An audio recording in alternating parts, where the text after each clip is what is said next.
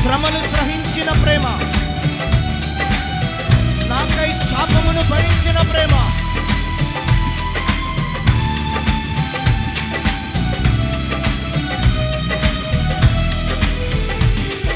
శ్రమలు సహించిన ప్రేమ, నాకై శాపమునోర్చిన ప్రేమ. శ్రమలు సహించిన ప్రేమ, నాకై శాపమునోర్చిన ప్రేమ. విడనాడని ప్రేమది ఎన్నడూ ఎడబాయదు. విడనాడని ప్రేమది ఎన్నడూ ఎడబాయదు.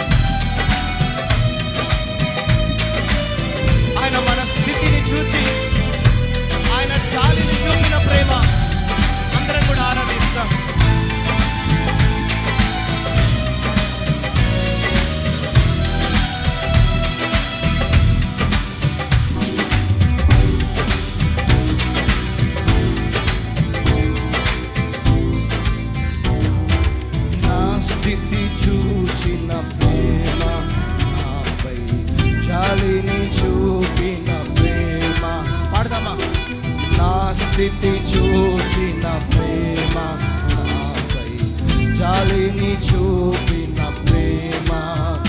నాకై పరుగెత్తి కౌగలించి మూటడి కన్నీటిని తుడిచే. నాకై పరుగెత్తి కౌగలించి మూటడి కన్నీటిని తుడిచే. అందుకే God.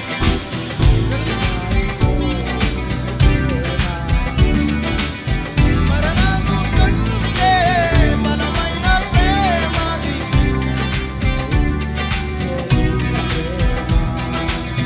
మరణము కంటే బలమైన ప్రేమది. పాడదామా? మరణము కంటే బలమైన ప్రేమది,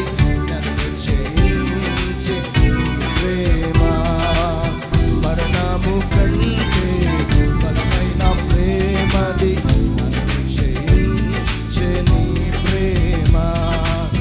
మరణము కంటే బలమైన ప్రేమది, నన్ను జయించే. Glory to God. దేవునికి మహిమ కలుగును గాక. మరణము కంటే బలమైనటువంటి ప్రేమ. అవును, ఎంత గొప్ప ప్రేమ అని మన దేవుని. నా స్థితిని చూచిన దేవుడు, నన్ను ప్రేమించిన దేవుడు, నన్నుగా ప్రేమించిన దేవుని మనం ఆరాధిస్తాం. ఈరోజు మన పరిస్థితి ఏ విధంగా ఉన్నా పర్వాలేదు, ఆయన మాత్రం నమ్మదగిన దేవుడు. Glory to God.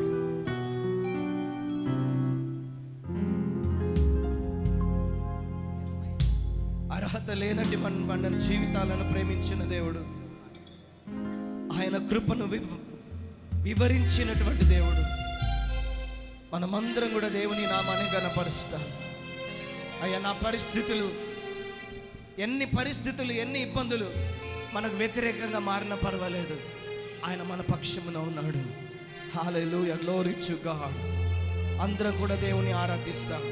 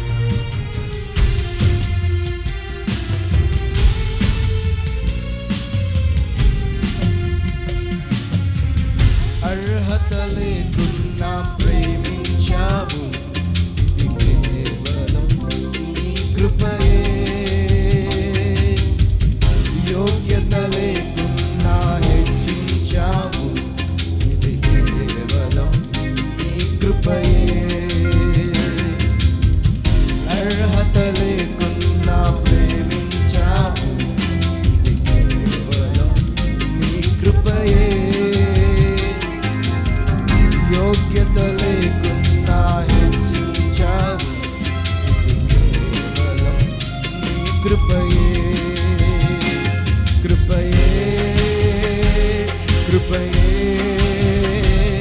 నేనున్నాను నీ కృపయే కృపయే కృపయే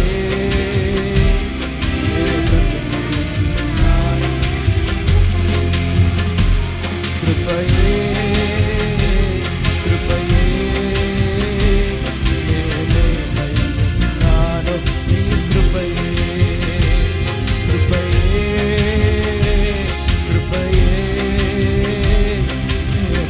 నేనున్నాను నీ కృపయే అర్హత లేకున్నా ప్రేమించావు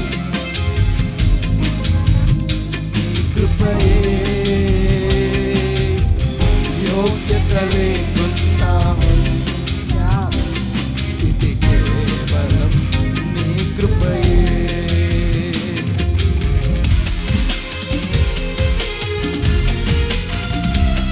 ఆమేన్ నీకే మహిమ యేసయ్యా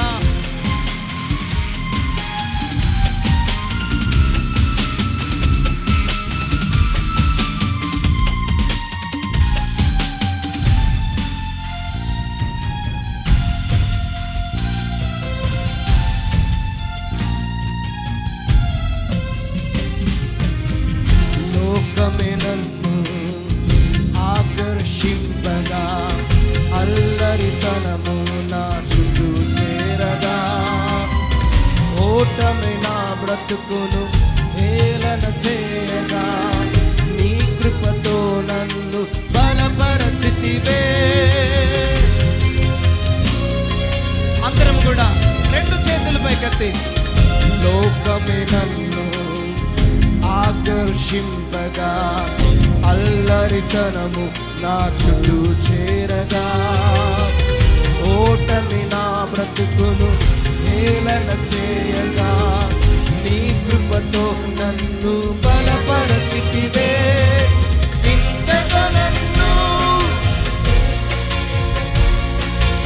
ఏ పాటి వాడను యేసయ్యా ఇంతగా నన్ను హెచ్చించుటకు ఏ పాటి వాడను యేసయ్యా నీ కృపకు ఎల్లప్పుడు కృతజ్ఞుడను నీ కృపకు ఎల్లప్పుడు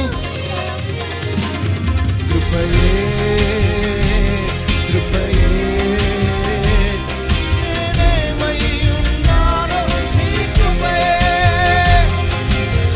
Glory to God. నే బ్రతికి ఉన్నానంటే కృపయే కృపయే కృపయే నేనేమై ఉన్నానో యేసయ్యా కృపయే నే బ్రతికి ఉన్నానంటే కృపయే అర్హత లేకున్నా ప్రేమించాము ఇది కేవలం నీ కృపయే యోగ్యత లేకున్నా హెచ్చించావు ఇది కేవలం నీ కృపయే Glory to God. నీకే మహిమ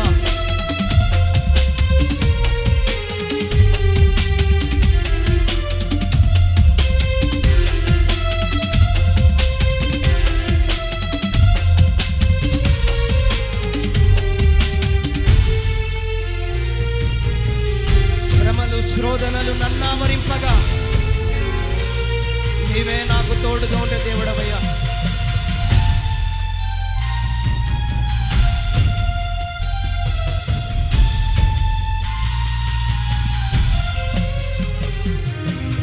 శ్రమలు శోధనలు నన్నావరింపగా అజ్ఞానముచే నేహీనమవ్వగా మరణపు కోరలు నా చుట్టూ చేరగా నీ కృపతో నన్ను బ్రతికించితివే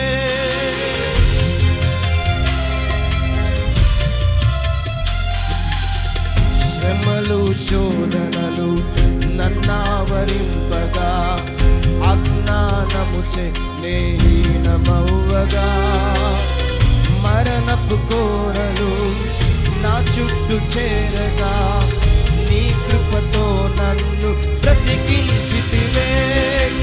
ఇంతగా నన్ను ప్రేమించుటకు ఏ పాటి వాడను యేసయ్యా.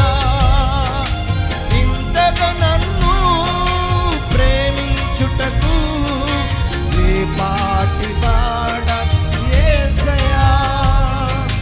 నీ కృపకు ఎల్లప్పుడు కృతజ్ఞుడను, నీ కృపకు ఎల్లప్పుడు కృతజ్ఞుడను. కృపయే కృపయే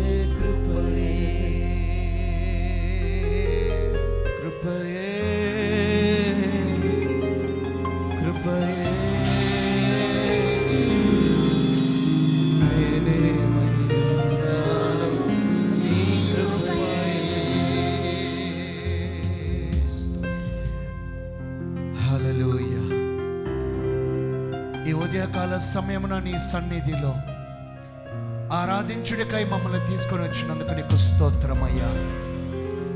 ఈరోజు నీ వాక్యము ఇక్కడ ప్రకటిస్తుండగా నీ వాక్యమే వారికి ఆధారం, నీ వాక్యమే వారికి స్వస్థత, విడుదల, నీ వాక్యమే వారికి శరణమై ఉండాలి ప్రభువా.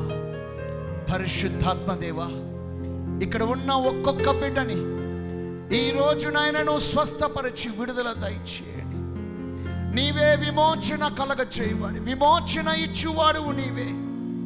ఈ బిడ్డలందరికీ విడుదల కలగ చేయవాడు నీవే ప్రభువా. పరిశుద్ధాత్మదేవా, వారి కోల్పోయినది ప్రతిదీ మరల వారికి తిరిగి దయచేయమని మేము ప్రార్థిస్తున్నామయ్యా. పరిశుద్ధాత్మదేవా, ఈరోజు వారికి అయ్యా నీ వాక్యములో ప్రభువా బలపరిచి దృఢపరిచి ఆ వాక్యము ద్వారా వారి జీవితంలో గొప్ప సాక్ష్యముగా మార్చి అయ్యా నీకే మహిమ ఘనత చెల్లే విధముగా ఈ బిడ్డల విషయమై గొప్ప మహిమ తెచ్చుకోమని నజరేయునగు యేసు నామములో వేడుకుంటూ ప్రార్థించున్నాము తండ్రి. అందరము యేసు నామములో పెద్దగా చప్పట్లు కొడదామా? హల్లెలూయా, హల్లెలూయా.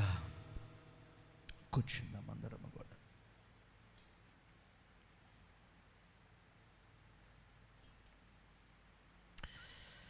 హల్లెలూయా.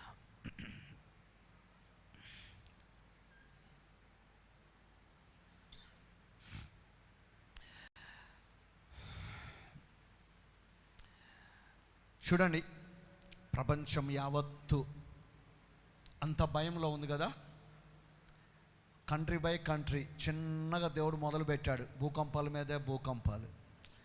ఇవాళ ఉదయం కూడా మరొకసారి భూకంపం వచ్చింది ఎక్కడ, ఇండోనేషియాలో. మొన్న ఫిలిపియన్స్లో నిన్న వచ్చింది, ఇవాళ వచ్చింది. మరలా ఇంకా మొన్న అక్కడ సౌత్ అమెరికాలో చాలా ప్లేసుల్లో, చాలా ప్రాంతాల్లో భూకంపాలు. నేను చెప్పాను 5 years dedicate your life to God అని చెప్పానా లేదా? 5 years, already 2 years left. Already 2 years అయిపోయింది, ఇంకా 3 years లెఫ్ట్. ఈ 3 yearsలో గనక నువ్వు దేవునికి సమీపముగా ఉండకపోతే, నువ్వు దేవునికి దగ్గరగా ఉండకపోతే, నీవు దేవుని వెంబడించకపోతే, ఈ రాబోయే ఈ 5 సంవత్సరాలు గనక అయిపోయిన తర్వాత నువ్వు తిరిగి చూసుకుంటే నీ జీవితంలో దుఃఖం, బాధ, వేదన, నీకు తెలుసా ఆర్థిక పరమైనటువంటి అనేకమైన వాటిలో నువ్వు ఇబ్బందులు పడబోతావు. ఇది దేవుడు చెప్తున్నారు కాబట్టి చెప్తున్నాను, మరలా చెప్తున్నాను ఈరోజు. ఎందుకంటే లాస్ట్ డిసెంబర్ నుంచి, అంతకుముందు డిసెంబర్ నుంచి నేను చెప్పుకుంటూనే వస్తున్నాను. కాబట్టి మీరు దేవునికి సమీపముగాను, దేవునికి అతి దగ్గరగాను, దేవునికి ఆయనలో ఉండటకు నువ్వు దగ్గరగా ఉండటం ప్రారంభించాల. ఇది గనక లేకపోతే రాబోయే దినాలలో చాలా సమస్యలు, ఇబ్బందులు, ఆర్థికపరమైన సమస్యలు, అనేకమైన వాటిల్లో నువ్వు కోల్పోయే ప్రమాదం ఉంటుంది. అందుకని వీటన్నిటిని కూడా నువ్వు కోల్పోకుండా ఉండాలంటే నువ్వు జాగ్రత్తగా నువ్వు దేవునికి వెతకాలి. ఆయన వెతికి నువ్వు కనుగొన్నావా, దేవుడు ప్రతి దానిలో నిన్ను, నీ కుటుంబాన్ని దేవుడు సదాకాలమందు దేవుడు ఆశీర్వదించునుగాక. ఆమేన్. ఓకే, హబక్కుక్ 3వ అధ్యాయం 13వ వచనం. హబక్కుక్ 3వ అధ్యాయం 13వ వచనం. హబక్కుక్ 3వ అధ్యాయము 13వ వచనం. నీ జనులను రక్షించుటకు నీవు బయలుదేరుచున్నావు, నీవు నియమించిన అభిషక్తుని రక్షించుటకు బయలుదేరుచున్నావు. దుష్టుల కుటుంబీకులలో ప్రధానుడొకడును నుండకుండా వారి తలను మెడను ఖండించి వారిని నిర్మూలము చేయుచున్నావు. చూడండి, ఇక్కడ హబక్కుకు ఆదికాండంలో ఉన్నటువంటి ఒక ప్రాచీనమైనటువంటి ఆయన వాక్యాన్ని తీసుకొని చెప్పడం ప్రారంభిస్తున్నాడు. ఇక్కడ ఈ వాగ్దానం ఎక్కడ ఉంటుంది తెలుసా? మనము ఆదికాండము 3:15 వచనంలో కనుక చదివినట్లయితే చాలా స్పష్టంగా అక్కడ రాయబడి ఉంటుంది. ఏమనండి? స్త్రీ సంతతి మరియు నీకును స్త్రీకిని నీ సంతానమునకును ఆమె సంతానమునకును వైరము కలుగజేసేదను. అది నిన్ను తల మీద కొట్టును, నీవు దానిని మడిమ మీద కొట్టుదువని చెప్పెను. అంటే ఇక్కడ చాలా స్పష్టంగా ఇక్కడ హబక్కుకు ఏం చేస్తున్నాడంటే, ఆది కాండంలో ఉన్నటువంటి 3వ అధ్యాయం 15లో తీసుకొని ఇక్కడ ఈ ప్రవచనాన్ని గురించి ప్రవచిస్తున్నాడు. ఇక్కడ మొదటిగా ఏమనుంది? నీ జనులను రక్షించుటకు నీవు బయలుదేరి ఉన్నావు, నెంబర్ 1. నెంబర్ 2, నీవు నియమించిన అభిషక్తుని రక్షించుటకు నువ్వు బయలుదేరి ఉన్నావు. నెంబర్ 3, దుష్టుల కుటుంబికల్లో ప్రధానుడొక్కడుండకుండా వారి తలను, వారి మెడను ఖండించి వారిని నిర్మూలన చేసేదవు. అంటే 3 ప్రామిస్ ఇక్కడ హబక్కుకు విషయంలో మనం చూస్తున్నాం. ఇక్కడ చూడండి, ఇక్కడ నీ జనులను నువ్వు రక్షించుటకు బయలుదేరి ఉన్నావు. ఎంతమందికి ఇప్పుడు నాకు రక్షణ లేదు, నాకు శత్రువుల మీద బాగా అటాక్ ఉన్నది, ఆర్థికపరమైన వాటి మీద అటాక్ ఉన్నది, నా కుటుంబం పైన అటాక్ ఉన్నది, నా జాబు పైన అటాక్ ఉన్నది, చాలా మంది నన్ను కాపాడేవాడు, నన్ను రక్షించేవాడు లేడు అని ఏడ్చేవాళ్ళు ఎంతమంది ఉన్నారు? చాలా మంది ఉన్నారండి. చూడండి, ఇక్కడ స్పష్టంగా నువ్వు తెలుసుకోవాల్సింది, జనులను రక్షించుటకు ఆల్రెడీ ఆయన బయలుదేరి వచ్చి ఆయన పనిని ముగించుకొని వెళ్ళిపోయాడా లేదా? వెళ్ళిపోయాడు ఆల్రెడీ. ఒక్కడు గుర్తుపెట్టుకోండి, నీ రక్షణ అనేది నీ చదువులో రక్షణ చూస్తావు, నీ కుటుంబంలో రక్షణ చూస్తావు, లేకపోతే ఒక ఆర్థిక పరమైన దాని విషయంలో నువ్వేం చేస్తావు అంటే ఒక వ్యక్తిగతంగా నీ యొక్క మంచి చెడులు చూసుకుంటూ ఉంటావు. ఈరోజు పోలీస్ స్టేషన్ ఉన్నా కానీ, మరి పోలీస్ స్టేషన్లో నువ్వు పోయినా ఈరోజు అక్కడ ఏం చేస్తారండి, అటు ఇటు ఇద్దరిని పిలుస్తారు, ఇద్దరి దగ్గర బాధేస్తారు. అవునా కాదా? అంటే నీకు రక్షణ అనేది చాలా కరువు అయిపోయి ఉన్నది. కానీ ఇక్కడ దేవుడు ఏమన్నాడంటే, నీవు రక్షణ లేదు అని నువ్వు అనుకున్నావు. నువ్వు బ్యాప్టిజంతోనే నీ రక్షణ అంతవరకే చూసుకుంటున్నావు అండి. శత్రువుల నుండి వచ్చే భారము, శత్రువుల నుండి వచ్చే అటాక్ కానీ, శత్రువుల నుండి వచ్చే ప్రతి దానిని కూడా నువ్వు చూసుకోవటం లేదు ఈరోజు. మరి దేవుడు ఈరోజు అంటున్నాడని, అందుకనే దేవునికి సమీపముగాను, దేవునికి దగ్గరగాను, ఆయన సహవాసములో నువ్వు ఎప్పుడైతే ఆయన దగ్గరికి రావటం నువ్వు ప్రారంభిస్తావో ఆయన రక్షణ వలయము నీకుంటుందని. మరి అవునా కదా? ఆయన రక్షణ వలయం నీకుంటుంది. చాలామంది చాలాసార్లు అనుకున్నారు, అయ్యో మాకు రక్షణే కరువు అయిపోయిందండి, మాకు రక్షణే లేదు, నాకు నా కుటుంబానికి. చాలాసార్లు ఏడుస్తూ ఉంటారు, బాధపడుతూ ఉంటారు. నేను ఒకటి చెప్పంటారా, ఈరోజు నీవు దేవునికి నిన్ను నువ్వు పూర్తిగా సమర్పించుకొని దేవునికి అతి సమీపంగా, అతి దగ్గరగా ఉంటే ఈ లోకంలో ఎన్ని అలలు వచ్చినా, ఎన్నో శ్రమలు వచ్చినా, ఎన్ని తుఫానులు వచ్చినా, ఇక ఏ శత్రువు కూడా నిన్ను దరిదాపులో కూడా ముట్టుకోవడానికి వీలు లేదు. చాలా మందికి భయం, అయ్యో ఈరోజు మరి ఏ అటాక్ ఉంటుందేమో. అందుకని చాలాసార్లు మనం నేర్చుకోవాల్సింది ఒకటేనండి. అందుకనే నిర్గమాకాండంలో 13-14 వచనాలు ఒకసారి చదవండి. నిర్గమాకాండం 14వ అధ్యాయం 13-14 చూడండి. ఈరోజు మెసేజ్ ఏంటంటే స్పిరిచువల్ వార్ఫేర్, ఆధ్యాత్మికమైన యుద్ధం. అందరు చెప్పండి స్పిరిచువల్ వార్ఫేర్ అని. ఓకే, నిర్గమాకాండం 14వ అధ్యాయం 13-14 వచనాలు. అందుకు మోషే, భయపడకుడి, యెహోవా మీకు నేడు కలుగచేయు రక్షణను మీరు ఊరక నిల్చుండి చూడుడి. ఏందండి, ఏం చేయాలంట మీరు? ఈరోజు యెహోవా ఇచ్చు రక్షణ మీరు ఊరకనే నిల్చొని చూడండి. చాలా మంది ఈరోజు ఏంటి అంటే దేవుని మందిరానికి రావాలి, దేవుని మందిరంలో నువ్వు స్థాపించబడాలి, లోతుగా స్థాపించబడాలి. నువ్వు ఎప్పుడైతే మందిరంలో దేవుని నామంలో లోతుగా నువ్వు స్థాపించబడతావో దేవుడు అంటున్నాడు ఈరోజు ప్రత్యేకంగా నువ్వు ఎక్కడ ఉన్నా, ఏ పరిస్థితుల్లో ఊరకే ఉండు, నువ్వు ఊరకనే ఉండాలి. ఈరోజు చాలామంది ఏం చేస్తారో తెలుసా, సహనము ఓర్పుని కోల్పోయి శత్రువులతో యుద్ధం చేస్తూ ఉంటారు, కొట్లాడుతూ ఉంటారు, వాళ్ళతో కేసులు వేస్తూ ఉంటారు, పోలీస్ స్టేషన్కి వెళ్తారు, వాడికి వీడికి కంప్లైంట్ చేస్తూ ఉంటారు. ఈరోజు నువ్వు నేర్చుకోవాల్సింది ఒకటేనండి. ఈరోజు మరి నువ్వు దేవుని రక్షణ ఊరకనే ఉండు. నువ్వెందుకు యుద్ధం చేస్తావు?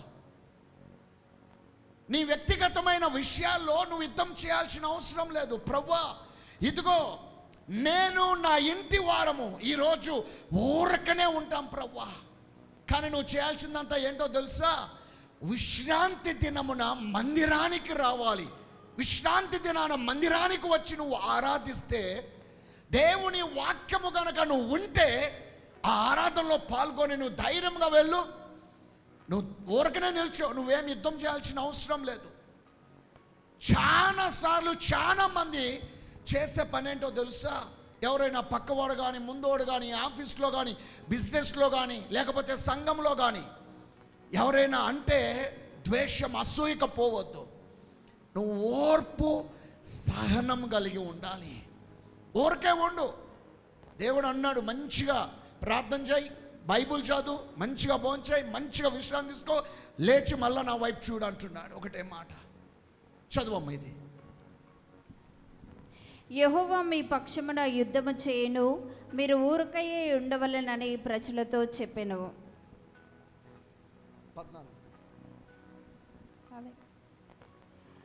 మీరు ఊరక నిలుచుండి చూడుడి, మీరు నేడు చూచిన ఐగుప్తీయులను ఇక మీదట మరి ఎన్నడూనూ చూడరు. చూసారా? ఒకప్పుడు అమెరికా కంటే కూడా, యూకే కంటే కూడా, యూరోప్ కంటే కూడా బలమైన దేశం ఏముందండి? ఐగుప్తు దేశం కదా. ఐగుప్తు దేశంలో ఉన్న ధైర్యము, సంపాదన, తర్వాత గుర్రాలు కానీ, తర్వాత సైనికులు కానీ, దానికి సంబంధించిన ఓడించిన వారు ఎవరు లేరండి. కానీ ఈరోజు మన జీవితంలో భయము, ఏ శత్రువు వచ్చి నన్ను అటాక్ చేస్తాడేమో, ఎవరొచ్చి ఏం మాట్లాడతారేమో, ఎవరొచ్చి నా గురించి చెడుగా చెప్తారేమో, ఈరోజు ఎవరొచ్చి నా కుటుంబాన్ని లాగేసుకుంటారేమో, నా కుటుంబాన్ని ఎవరు పాడు చేస్తారేమో. ఈరోజు చాలా మంది వ్యక్తిగతముగా దేవుని దగ్గర సమీపముగా ఆయన దగ్గరికి రాకుండా, ఆయనతో సహవాసం లేకుండా, సండే ఆరాధన వస్తే ఆరాధనలో పాల్గొకుండా నువ్వు అక్కడ ఇక్కడ సమయము చూడండి. ఈరోజు నేను మీ అందరికీ ఒకటి చెప్పాలనుకున్నాను. సబాత్ అంటే సబాత్ దినమేనండి. మీరు ఏమన్నా అనుకోండి, నాకు పెళ్ళి ఉంది, నాకు ఆ పని ఉంది, ఈ పని ఉంది, ఇది ఉంది, అది ఉంది, మిగతా వాటిలో పాల్గొరు. దేవుని మందిరానికి రారు, ఆరాధన చేయడానికి రారు. నువ్వు రానప్పుడు ఇంకా నువ్వు ఏ దేవుని ఆధారము నీకు దేవుడు ఇస్తాడండి? ఏం చేస్తాడు? ఈరోజు సబాతు దినం అంటే సండే కూడా డ్యూటీలకి వెళ్తున్నారండి, సండే కూడా పనిచేయడం మొదలు పెడుతున్నారు. ఒక్క 3 గంటలు దేవుని మందిరంలో ఆరాధనలో పాల్గొనలేరా? దేవుడు ఇది నీకు ఖచ్చితంగా దేవుడు చెప్తున్నాడండి. చూడండి, నేను దేవునిలోకి రానప్పుడు చాలా మంది అడిగేవాళ్ళు. నేను పనిచేసే కాలంలో సండే రోజు డ్యూటీ పెట్టేవారు. ఆ విధంగా 15 జాబులు మారా, పోతే పోయింది పోనీ అని చెప్పేసి. 15 jobs I changed. 15 జాబులు మారి పోతే పోయింది ఆ జాబ్ అని వదిలేసి దేవుని వైపు చూశాను. ఈరోజు మీ అందరి ముందు దేవుడు ఇక్కడ నిలబెట్టాడండి. హల్లెలూయా. నువ్వు ఆశ కలిగి ఉండాలా. ఆరాధన మరి ఆదివారం వస్తుందంటే నువ్వేం చేస్తున్నావు అంటే ఒక భయాన్ని చూసుకున్నావు. అమ్మో, ఈ జాబ్ పోతే ఏంటి, ఈ జాబ్ పోతే మరలా మాకు వస్తుందో రాదో, తిండి ఉంటుందో లేదో, ఆహారం ఉంటుందో లేదో. దేవుడేమో నీ కోసము ఆయన రక్షించడకు ఆయన బయలుదేరి ఉన్నాడు ఆల్రెడీ. ఆయన బయలుదేరిపోయి ఉన్నాడు ఆల్రెడీ. ఈరోజు మనం ఏం చేస్తున్నాము అంటే, అయ్యో ఈరోజు మరి దేవుడే ఆయనే చెప్తున్నాడు, ఆయన వాక్యం అది. ఈరోజు నువ్వు నేర్చుకోవాల్సింది ఒకటే, ప్రభువా ఏదైనప్పటికీ ఆదివారం అంటే ఆదివారం నిన్ను ఆరాధించాలా, నీ మందిరంలో ఉండాలా, నీ మందిరంలో నేను స్థాపించబడాలా, స్థిరపరచబడి ఉండాలా. ఎవరు ఎన్నను ఏమైనా అనుకోని, ప్రభువా నాకు నువ్వే ఆధారం, నువ్వు కావాలి అని ఒక నిర్ణయము తీసుకొని నువ్వు దేవుని వైపు చూడండి. ఒక జాబు పోతే దేవుడు నీకోసం 100 జాబులు రెడీగా పెట్టుంటాడంట. Hallelujah. Don't run behind the job. నేను చెప్తున్నానండి, మనము అంత్య దినాల్లో ఉన్నాము. ఈరోజు నువ్వు బాహ్యముగా పరిగెత్తుతున్నావేమో, బాహ్యముగా ఏమైనా పర్వాలేదు, కానీ నీ శరీరము నీ ఇష్టం, కానీ ఆత్మ నీది కాదు. ఆత్మ ఎవరిది? దేవుని. దేవునికి ఒక బాధ్యుడిగా ఉండాలా లేదా నువ్వు? యా. ఈరోజు దేవుడు నీకు సెలవిస్తుంది ఒకటేనండి, ప్రభువా ఈరోజు నన్ను ఏదైతే ఇబ్బంది పెడుతుందో, నన్ను కష్టపెడుతుందో దాన్ని ఒక దేవుని అడుగు ఈరోజు. ఎందుకు అంటే దేవుని మందిరంలో లేకుండా, దేవుని మందిరానికి రాకుండా నువ్వు అయ్యా నన్ను కాపాడు అంటే వస్తాడు ఆయన? రాడు. ఈ సండే వస్తే ఇంకో సండే రారు, ఇంకో సండే వస్తే ఇంకో సండే రారు. వదిలేయాలండి. ఈరోజు నుంచి దేవుణ్ణి అడగండి. ఈరోజు ప్రభువా, ఎక్కడ ఏ పరిస్థితిలో ఉన్నా, ఏ స్థితిలో ఉన్నా, ఈరోజు నువ్వు ఆరోగ్యపరంగా దేవుడు నిన్ను రక్షిస్తాడు, ఆర్థిక పరంగా దేవుడు నిన్ను రక్షిస్తాడు. ఇక్కడ అందుకనే హబక్కుకు చాలా స్పష్టంగా ఆయన ప్రాచీన కాలంలో ఉన్నటువంటి ఆ యొక్క వాగ్దానం, ఆ ప్రామిస్ని తీసుకొని ఇదిగో ఇక్కడ మరలా దాన్ని ప్రవచిస్తున్నాడు. ఇక్కడ అయ్యా నీ ప్రజలను కాపాడుతావు, నువ్వు బయలుదేరావు అని చెప్పావు కదా. ఎందుకు ప్రభువా నా జీవితంలో మౌనం, ఈ మౌనము ఎప్పుడు నాలో నుంచి బయటకు వస్తుంది, ఈ మౌనంలో నుంచి నేను ఎప్పుడు బయటకు వస్తాను? అడుగు దేవుణ్ణి. ఈరోజు చాలా మందికి రక్షణ అనేది ఒక ఒక ఒక సిస్టమేటిక్గా చూస్తే బయటకు వస్తే ఉంటావో పోతావో తెలియదు, ఏమవుతుందో తెలియదు, ఏ క్షణంలో ఏమవుతుందో తెలియదు. ఈరోజు నువ్వు ప్రార్థించాల్సింది ఒకటేనండి, ప్రభా నాకు రక్షణ. బ్యాప్టిజంతోనే ఆగిపోయారు, అక్కడ దాకే వచ్చారు మనోళ్ళు, మిగతా రాత్రి మొత్తం కోల్పోయారులేండి. ఆ రక్షణ వేరు, ఈ రక్షణ వేరు. చదువుదాం 15వ అధ్యాయం 1-13 వచనాలు. నిర్గమాకాండం 15వ అధ్యాయం 1-3 వాటికి. అప్పుడు మోషేయు ఇశ్రాయేలీయులను యెహోవాను గూర్చి ఈ కీర్తన పాడిరి. యెహోవాను గూర్చి గానము చేసేదను, ఆయన మిగుల అతిశయించి జయించెను. గుర్రమును దాని రౌతును ఆయన సముద్రంలో పడద్రోసెను. యెహోవాయే నా బలము, నా గహనము, ఆయన నాకు రక్షణయు ఆయను. ఆయన నా దేవుడు, ఆయనను వర్ణించెదను. ఆయన నా పితరుల దేవుడు, ఆయన మహిమ స్తుతించెదను. చూడండి, ఇక్కడ మరి ఇశ్రాయేల్ ప్రజలందరూ భయంలో ఉన్నారు. బానిసత్వంలో ఉండి బయటకు వచ్చిన తర్వాత దేవుడు రక్షిస్తాడా లేదా, ఒక ఆందోళన, ఒక భయము, ఒక ఆలోచనలో ఉండిపోయాడండి. ఎప్పుడైతే మోషే ఇదిగో మీరు ఊరకనే ఉండండి, ఈరోజు రక్షణ మీకు, సాతానుగాడు మిమ్మల్ని తరుముకుంటూ వస్తున్నాడేమో, శత్రువు అనేవాడు మిమ్మల్ని తరుముకుంటూ వస్తున్నాడేమో, ఈరోజు మీకు ఇక అన్ని దారులు ముయ్యబడ్డాయేమో. ఇజ్రాయెల్ ప్రజలకి ఎటు పోవటానికి అన్ని మార్గాలు, ఇంకా ముందు నోయి వెనక నోయి, ముందు చూస్తేనే సముద్రము, వెనక చూస్తే శత్రువులు. కానీ మోషే ఇక్కడికి వచ్చి నువ్వు ఎలా ప్రార్థిస్తున్నావు? కర్ర తీసుకొని దాని మీద కొట్టు. ఎప్పుడైతే ఆ కర్ర తీసుకొని ఆ సముద్రం మీద కొట్టాడో దేవుడు 2 పాయలుగా చీల్చాడా లేదా? నీ విశ్వాసాన్ని వాడాలి, నీ నమ్మకాన్ని వాడాలి. చాలా మంది ఆ కష్టాల్లో, బాధల్లో అక్కడికి వచ్చి ఏడుస్తూ ఉంటారు. దేవుడు ఆ శత్రువును చూసి ఏడవటం కాదని, ఆ శత్రువుని చూసి ఏం చేయాలంట? ప్రార్థించాల. మోషే చేతులు దించుతున్నప్పుడల్లా ఇజ్రాయేలు ఓడిపోతున్నారు. మోషే చేతులెత్తి ఆ మోకరించినప్పుడు, ప్రార్థించినప్పుడు ఆ చేతులు ఎప్పుడైనా ఎత్తల్లా అమలకేట్స్ మీద యుద్ధము గెలిచారా లేదా? ఎప్పుడైతే నువ్వు మోకరించకుండా చేతులు దించుతున్నావో నువ్వు ఓడిపోయే సమస్య ఉంటుందండి. ఇక్కడ శత్రువు పైన దేవుడు మనకు విజయాన్ని, ఆయన మంచి విజయాన్ని ఇవ్వడానికి సిద్ధంగా ఉన్నాడు ఈరోజు. మరి దేవుణ్ణి అడగండి, ప్రభువా నేను రక్షణ చూడాలి ఈరోజు. మరి రక్షణ,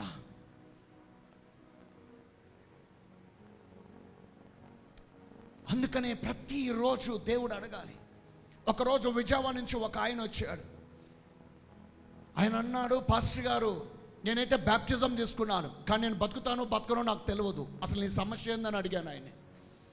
నాకు 4th stage cancer, throat cancer ఉంది పాస్టర్ గారు అని చెప్పారు. ఏం చేయలేదండి, జస్ట్ అట్లా టచ్ చేసి వెళ్ళిపోయాను ఆ రోజు మల్కాజ్గిరిలో. ఆయన మరలా నెక్స్ట్ వీక్ మళ్ళా వెళ్ళి ఆయన అన్ని టెస్టులే చేయించుకుంటే అసలు థ్రోట్ క్యాన్సరే లేదని రిపోర్ట్ వచ్చిందండి. The 4th stage cancer was cancer. ఎందుకు అంటే దేవుడు నిన్ను ఆయన రక్షించడానికి ఆయన బయలుదేరి ఉన్నాడు. ఆల్రెడీ బయలుదేరి వచ్చేసాడు ఆల్రెడీ. ఇప్పుడు మన మధ్యలోనే పరిశుద్ధాత్మ దేవుడు సంచరిస్తూ ఉన్నాడు. ఈరోజు ఏ హోప్ అయితే నీకు లేదో నువ్వు దేవుని యందు నమ్మకము ఉంచుకోవాలి. నమ్మకము కలిగి ఉండాలి ఈరోజు. అప్పుడు దేవుడు అద్భుత రీతిగా నిన్ను ఆయన అన్ని విధాలుగా కాపాడడానికి ఆయన సిద్ధముగా ఉన్నాడండి. అందుకనే కీర్తన గ్రంథం 68:7 ఒక మాట చెప్తాడు, చదువమ్మా. కీర్తన గ్రంథం 68:7.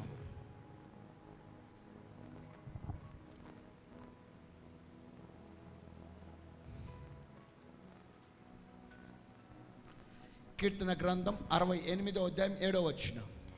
దేవా, నీవు నీ ప్రజల ముందల బయలుదేరినప్పుడు, అరణ్యములో నీవు ప్రయాణము చేసినప్పుడు భూమి వణికెను, దేవుని సన్నిధి అంతరిక్షమును దిగజారెను.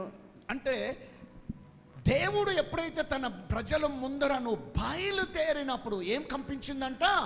భూమి కంపించిందంట. మరి God is walking before you. నీ ముందు ఆయన నడుస్తున్నాడండి.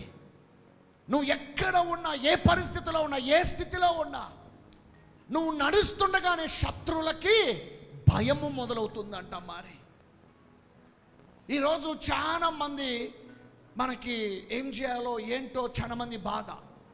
ఒకరోజు ఎట్నే మేము మీటింగ్స్కి నాగార్జున సాగర్ వెళ్ళామండి, టీం అంతా. అప్పుడు ఇవాంజలిజం ఎక్కువ ఉన్నది, ఇప్పుడు చర్చి స్టార్ట్ చేయకముందు. అయితే అప్పుడు టీం కూడా చాలా పెద్దది, ఒక 20 మంది ఉండేవాళ్ళు నాతో. నాగార్జున సాగర్లో ఒక మీటింగ్ జరిగితే అందులో ఒక 5,000 మంది దాకా వచ్చారు. ఈ నాగార్జున సాగర్లో ఏమైందో తెలియదు కానీ అక్కడ చాతబడి చేసేవాళ్ళు ఎక్కువ. అన్ని కొండలు కదా, ఇంకా నిత్యము ఆ కొండల్లో చాతబడులు చేసుకుంటా, చిలక దోషాలు చెప్పుకుంటా, ఇది చెప్పుకుంటా, తాంత్ర మంత్రిక శక్తులు. ఎప్పుడైతే మేము టీం అంతా ఉపవాసము ఉండి 9 రోజులు బయలుదేరుతుండగా, అక్కడ ఉన్నవాళ్ళు చాలామంది చాతబడి చేసేవాళ్ళు కానీ లేకపోతే తాంత్ర మాంత్రిక చేసే వాళ్ళందరూ కూడా ఒక 50 కిలోమీటర్లు ఆ ప్రాంతాన్ని విడిచి దూరంగా వెళ్ళిపోయారంట వాళ్ళు. 50 కిలోమీటర్స్ దేర్ అవే. అందులో ఒక ఆయన 3వ రోజు వచ్చి అసలు ఏం జరుగుతుంది ఇక్కడ, ఏమవుతుంది ఏంటి అని, ఇక్కడ ఏదో అద్భుతాలు జరుగుతున్నాయి, కార్యాలు జరుగుతున్నాయి, చాలామంది పడిపోతున్నారు, ఏంటి విచిత్రం అని చెప్పేసి ఒక ఆయన వచ్చాడు. ఆ మాంత్రికుల్లో తాంత్రికుడు ఒకడు వచ్చాడండి. వచ్చిన తర్వాత ఆయన ఇంక రాగానే నీ శక్తి గొప్పదా, నా శక్తి గొప్పదా అని ఛాలెంజ్ చేసుకుంటూ వచ్చాడంట. ఆ రోజు ఎప్పుడైతే ఇలా టచ్ చేయగానే అరవటం మొదలుపెట్టాడు. అక్కడ ఉన్న వాళ్ళందరికీ తెలుసు లోకల్లో, ఇతను తాంత్రికుడు కదా, తంత్రమంత్రాలు చేసేవాడు కదా, ఇతను కనుక ఎంటర్ అయితే ఎవరైనా ఆ ఇంట్లో చనిపోతారంట. అలాంటి వ్యక్తిని ముట్టగానే ఆయనకు ఒక భయము, ఆందోళన, ఒక అగ్ని అనేది టచ్ చేయడం మొదలుపెట్టిందండి. ఆయన చెప్పిన మాట ఏంటంటే, ఎప్పుడైతే ఇక్కడ 3 రోజులు మీటింగ్ ఉందనగానే మేమందరము 50 కిలోమీటర్లు ఈ యొక్క ఊరినే వదిలేసి వెళ్ళిపోయాం పాస్టర్ గారు అని చెప్పిండు ఆయన. తర్వాత ఆయన ముట్టుకొని ప్రార్థన చేసి విడిపించబడిన తర్వాత ఆయన గొప్ప సాక్ష్యం ఇచ్చి ఇప్పుడు నాగార్జున సాగర్లో గొప్ప దైవ సేవకుడిగా దేవుడు మార్చేశాడండి. God change, God change. ఒక్కటే నువ్వు చేయాల్సింది, దేవుని అడగాల, ప్రభువా ఆ ప్రాంతాన్ని అంతటిని, ఆ టెరిటోరియల్ స్పిరిట్స్ని, ఆ దురాత్మలని, ఆ దుష్ట శక్తులని, ప్రభా ఇదిగో మేము వెళ్తుండగానే మా ముందు నువ్వు వెళ్ళి, అయ్యా మాకంటే ముందు నువ్వు యుద్ధం చేస్తున్నావు కదా, మేము ఊరికే ఉంటాం, మాకేం పని. ఆ వ్యక్తి మారిపోవటం వలన ఆ తర్వాత 3 నెలల తర్వాత వెళ్తే ఇంకొక 40 మంది మారిపోయారండి. They are changed. మన దేవుడు బయలుదేరితే ఇలా ఉంటుందండి. ఈరోజు మీ అందరి ముందు కూడా సజీవమైన దేవుడు నడుచునుగాక. Yeah, if you walks before you, no enemy can be stand. శత్రువు అనేవాడు నిలబడడానికి సాహసం కూడా చేయడంట. మరి అందుకనే ఒక విషయము, ఇప్పుడు ఈ హబక్కులోది పాత నిబంధనలో నుంచి కొత్త నిబంధనలో ఎక్కడ నెరవేర్చబడది చదువుదాం. రోమీయుల గ్రంథం 8:31. ఈ మొదటిది తన ప్రజల కోసం ఆయన బయలుదేరి ఉన్నాడని చెప్తున్నాడు కదా. ఈ పాత నిబంధనలో హబక్కుకు చెప్పిన మాట కొత్త నిబంధనలో ఎక్కడ నెరవేర్చబడదో చూద్దాం. రోమీయులు 8:31. ఇట్లుండగా ఏమందుము, దేవుడు మన పక్షముననుండగా దేవుడు మన పక్షమున ఉండగా మనకు విరోధి ఎవడు? హల్లెలూయా. దేవుని నామాన్ని పెద్దగా చప్పట్లు కొడదామా? దేవుడు మన పక్షమున ఉండగా మనకు విరోధి. నువ్వు దేవుని పక్కన ఉన్నావో లేదో చూసుకోండి, నెంబర్ 1. నువ్వు దేవుని సహవాసంలో ఉన్నావో లేదో చూసుకోండి, నెంబర్ 2. నువ్వు దేవుని సన్నిధిలో ప్రతి ఆదివారం వస్తున్నావో లేదో చూసుకో. 4వది, దేవునికి నిత్యము ఆయన చెప్పిన మార్గంలో నువ్వు ఉన్నావో లేదో చూసుకోవాలని. దేవుడు నీ పక్షమున ఉంటే ఇక విరోధి ఎవడు? I always sees that. నేను అది ప్రతిరోజు నేను చూస్తాను. అది ప్రభువా, ఈరోజు నా ముందు, నా పక్క, నా వెనుక, నేను ఎక్కడికి వెళ్తే అక్కడ నువ్వు ఉన్నావని నేను నమ్ముతున్నాను. అందుకనే కీర్తన గ్రంథం 139వ అధ్యాయం చదివితే నీ ముందు, నీ ప్రక్క, నీ పక్క, నీ వెనక ఆయన అన్ని స్థలములలో ఉన్నాడంట. మరి నువ్వు నిద్రపోయినా ఆయన ఉన్నాడు, నువ్వు లేచినా ఉన్నాడు, నువ్వు నడుస్తున్నా ఉన్నావు, నీ వెనకున్నా ఉన్నాడు, నువ్వు ఎక్కడికి వెళ్తే అక్కడ ఆయన ఉన్నాడంట. అందుకనే నీ జీవితంలో నువ్వు నేర్చుకోవాల్సింది ఏంటి?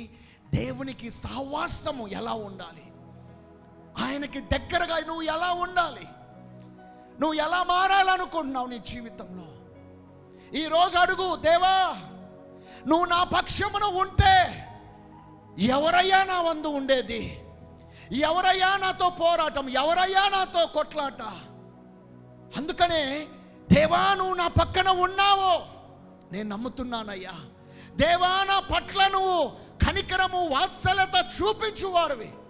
ఇక ఏ శత్రువు కూడా నా ముందు నిలబడడానికి వీలు లేదు. ఈ ఆధ్యాత్మికమైన పోరాటంలో దేవుని అడగాల, ప్రభువా నాతో ఉంటే నాకు విరోధి ఎవడు? కానీ నువ్వు దేవుని మందిరంలో అయ్యో ఏదో వస్తే స్వస్థత, ఏదో వస్తే విడుదల, ఏదో వస్తే విమోచన, ఏదో వస్తే ఇక్కడ జరిగిద్దని కాదు. నీ ఆత్మకి నువ్వు బాధ్యుడిగా ఉండాలి. నీ ఆత్మలో యేసయ్యకి స్థానము ఉన్నదా లేదా? నీ ఆత్మలో దేవునికి ఆయన యొక్క చిత్తము నెరవేరుస్తున్నావా లేదా?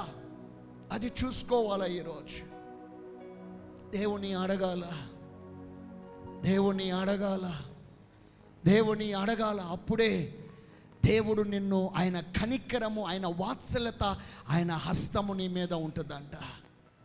ఆయన నీ పక్షమును ఉంటే ఇంక ఎవరైనా కొట్లాడుకొస్తారండి? ఆయన నీతో ఉంటే ఇంక ఎవరైనా నీ గురించి మాట్లాడే వాళ్ళు ఉంటారా? ఆయన నీ పక్షమును ఉంటే ఇంక ఏదైనా తక్కువైనా ఏదైనా ఉంటుందా? ఏది కూడా ఉండదంట. మరి అందుకనే దేవుని అడగాల ఈరోజు, ప్రవ్వా నువ్వు నా పక్షమును ఉంటే నాకు గొప్ప కార్యము.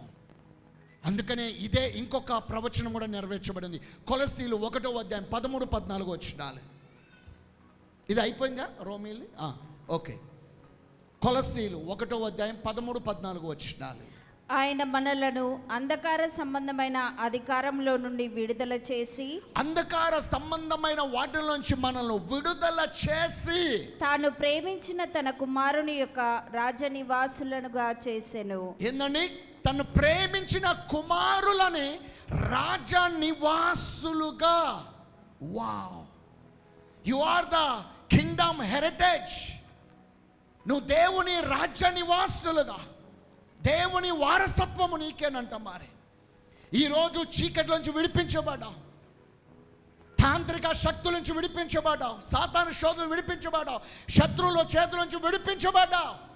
వీటన్నిటి నుంచి విడిపించడమే కాదు, దేవుని ఏం చేస్తున్నాడంట? వారసులుగా చేస్తున్నాడంట. మరి ఆ కుమారుని యందు మనకు విమోచనము, ఆ కుమారుని యందు మనకి విమోచనయను, అనగా అనగా పాప క్షమాపణ కలిగెను. చూసావా? తన కుమారుని యందు విమోచన. ఎప్పుడైతే హబకుకు విషయంలో కూడా ఇక్కడ శత్రువుల విషయమై, మరి ఎప్పుడైతే ఇజ్రాయేల్ ప్రజలు తప్పిపోతున్నప్పుడు, ఇజ్రాయేల్ ప్రజలు దేవుని మార్గం నుంచి దూరంగా వెళ్తున్నప్పుడు, ఇజ్రాయేల్ ప్రజలు దేవునికి దూరంగా ఉన్నప్పుడు హబకుకు అంట, అయ్యా వీళ్ళపై నీ కరుణ, నీ వాత్సల్యత చూపించు ప్రభు అని మళ్ళా కన్నీటితో ఏడుస్తున్నాడంట. అందుకని యేసు ప్రభు వారు ఒక మాట అంటారండి, మరలా తిరిగి నువ్వు పాపము చేయక, డోంట్ డూ సిన్ అగైన్. ఎందుకు ఈ మాట చెప్తున్నాడు అంటే, నేను నీకు విమోచించాను, చీకటిలోంచి వెలుగులోకి మార్చాను, మరణంలో నుంచి జీవంలోకి మార్చాను నేను నిన్ను. మరలా తిరిగి ఆ పాపపు దానిలోకి మళ్ళా పోవద్దు అంటున్నాడండి. దేవుని నమ్మకం ఇది, దేవుని స్వస్థత, విడుదల.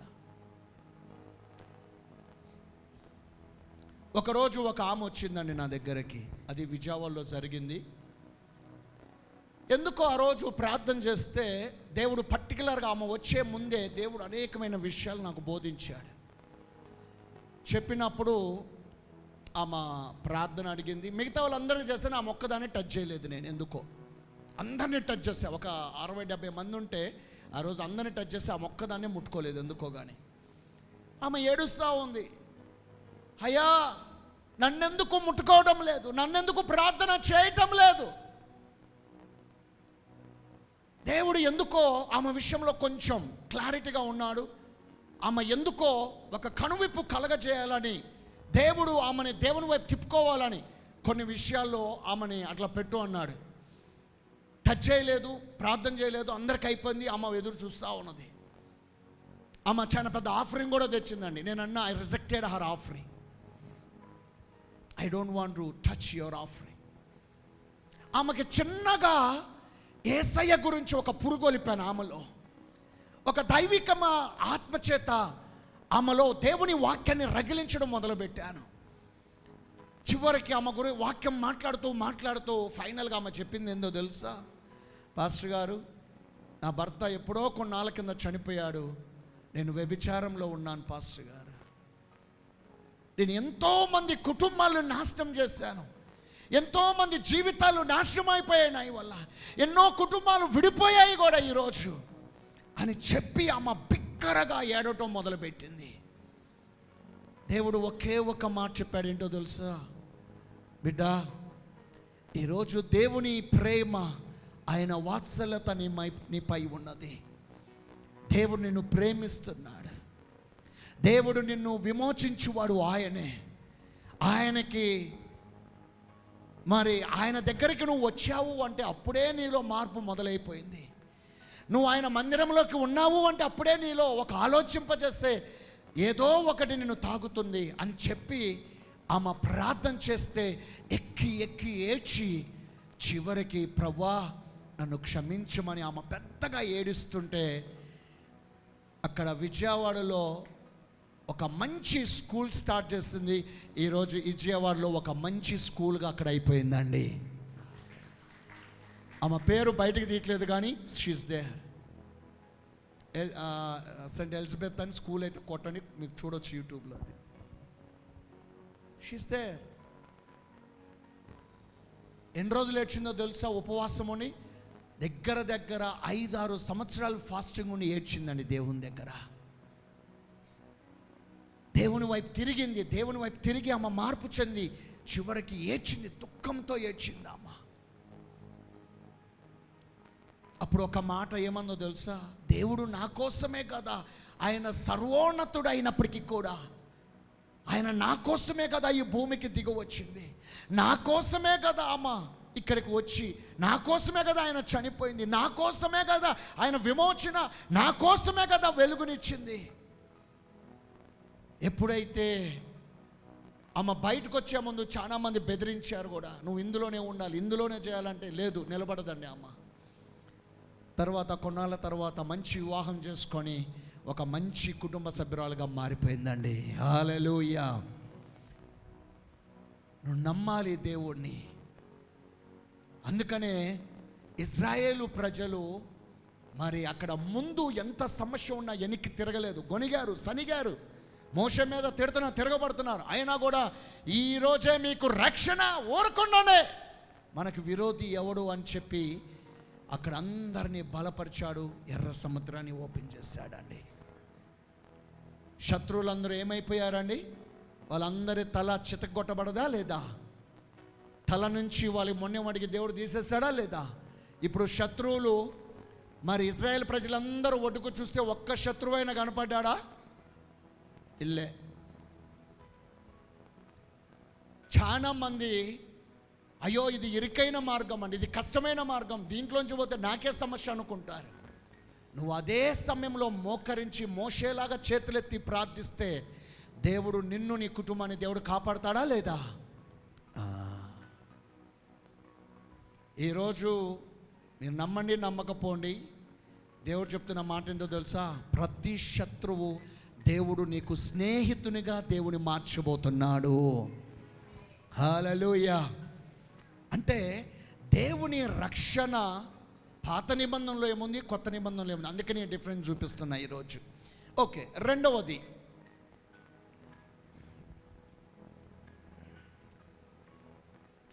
నీవు నియమించిన అభిషక్తుని రక్షించుటకు ఆయన బయలుదేరి ఉన్నాడండి.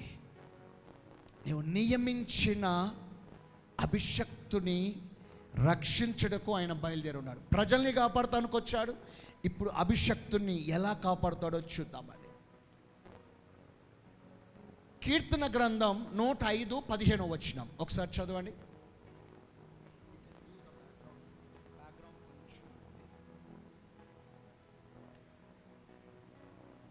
కీర్తన గ్రంథం 105:15 వచనం, క్షమించండి. కీర్తన గ్రంథం 105:15 వచనం. 14-15 చదువు, రెండు చదువు. నేను అభిషేకించిన వారిని ముట్టకూడదనియు. ఏందండి? నేను అభిషేకించిన, one who I anointed not to touch. నేను అభిషేకించిన దైవ సేవకుని ముట్టుకోకూడదు. నా ప్రవక్తలకు కీడు చేయకూడదనియు. నా ప్రవక్తయగు కీడు చేయకు అనియు ఆయన ఆజ్ఞ ఇచ్చి, ఆయన ఎవరినైనాను వారికి హింస చేయనీయలేదు. ఆయన వారి కొరకు రాజులను గద్దించెను. ఏందండి? అభిషేకించబడిన వారిని, ప్రవక్తలని ముట్టవద్దని ఎవరిస్తున్నారు ఆజ్ఞ? దేవుడు. చాలా మంది చేసే పని ఏంటో తెలుసా? ఆ దైవజను గురించి మాట్లాడుట, ఈ దైవజను గురించి మాట్లాడతా, వాని గురించి మాట్లాడతా, వీని గురించి నిందలు వేయటం, అవమానించటం, నిందలు, అవమానాలు. ఒక దైవ సేవకుడు గురించి యూట్యూబ్లో చూడండి, ఎంతోమంది అభిషేకించబడిన దైవ సేవకుల గురించి లేనిపోయిన నిందలు, లేనిపోయిన వార్తలు, లేనిపోయినవి అవమానించడం. కానీ వాళ్ళకి ఎంత శ్రమ అండి అది. కానీ ఫేస్బుక్లో, యూట్యూబ్లో వాళ్ళు లైక్స్ వస్తాయేమో, డబ్బులు బాగా వస్తాయేమో. 1,00,000 మంది దాడితే ఒక 60,000, 70,000, 1,00,000 వస్తాయి. కానీ ఆ దైవ సేవకుల మీద పెట్టింది, మాట్లాడింది. అద్భుతాలు లేవు, కార్యాలు లేవు, క్రియలు లేవు. లేకపోతే ఒక దైవ సేవకుని యొక్క క్యారెక్టర్ మీద నిందలు వేయటం, అవమానించడం, నిందించడం, దూషించడం. నేను మొన్న రీసెంట్గా ఒక దైవ సేవకుని చూశాను. ఒక దైవ సేవకురాలు డాక్టర్ డీజస్ దినకరన్ అంకుల్. ఎంతమందిని తెలుసా అండి? అందరూ తెలుసు. వాళ్ళ వైఫ్, ఆమె ఎంత హోలీ ఉమెన్ అంటే అంత హోలీ ఉమెన్ అండి. చివరికి ఆమె మీద కూడా కామెంట్ చేస్తూ, చివరికి ఆమెను కూడా నిందిస్తూ చాలామంది యూట్యూబ్లో పెడుతున్నారండి. కానీ రాబోయే దినాలలో వాళ్ళు ఎటువంటి కఠినమైనటువంటి ఉపద్రవాలకి, కఠినమైనటువంటి శిక్షలకి వారు అర్హులవుతున్నారో ఒకసారి చూడండి. అది అందుకనే ఎవరి జోలు పోయినా కూడా నేను చెప్తున్నానండి, అభిషేకించబడిన దైవ సేవ జోలు పోవద్దు, వదిలేయండి. ప్రవక్తలు యందు దయచేసి ముట్టుకోవద్దు. అందుకనే దేవుడు ఆజ్ఞ అది. దావీదుకి సౌలు విషయంలో అనేకమైన సార్లు, 3 సార్లు చంపడానికి అవకాశం వచ్చింది. కానీ చంపాడా? చంపలేదు. ఈ అభిషక్తుని చంపడానికి బయలుదేరాడు. అయినా కూడా దావీదుకి ఓర్పు, సహనం. 10 సంవత్సరాలు కొండల తట్టు, ఇక్కడ అక్కడ, ఆ గుహ ఈ గుహ దాక్కోవడం, మరణ భయంతో పరిగెడుతున్నప్పటికీ కూడా దావీదు ఏం అనలేదండి. ఎందుకో తెలుసా? ఆయన దైవ సేవకుడు, అభిషేకించబడిన వ్యక్తి. ఎప్పుడైతే ఒక దైవ సేవకుడు ఒక ప్రవక్త గురించి మాట్లాడుతున్నప్పుడు ఏమవుతుందో తెలుసా? ఆటోమేటిక్గా నువ్వు అన్నీ కోల్పోతావు అండి. కాస్త శాపాల్లోకి వస్తావు. అందుకనే ఎవరైనా దైవ సేవకుల గురించి చెప్పినప్పుడు నేను సైలెంట్ కూడా అయిపోని అని చెప్పేసి. యాజకుల గురించి కానీ, ప్రవక్తల గురించి కానీ, లేకపోతే అభిషేకించబడిన దైవ సేవకుల గురించి కానీ మాట కూడా ఎత్తద్దండి. Okay, let's a God judge. దేవుడు చూసుకుంటాడు ఆ న్యాయ తీర్పులని. ఆ న్యాయం చేసేవాడు ఆయన వైపు చూడొద్దండి. జాగ్రత్త. కీర్తన గ్రంథం 20వ అధ్యాయం 6వ వచనం. ఇవి చాలా ఇంపార్టెంట్ అండి, రాసుకోవాలి అందరూ. కీర్తన గ్రంథం 20వ అధ్యాయం 6వ వచనం.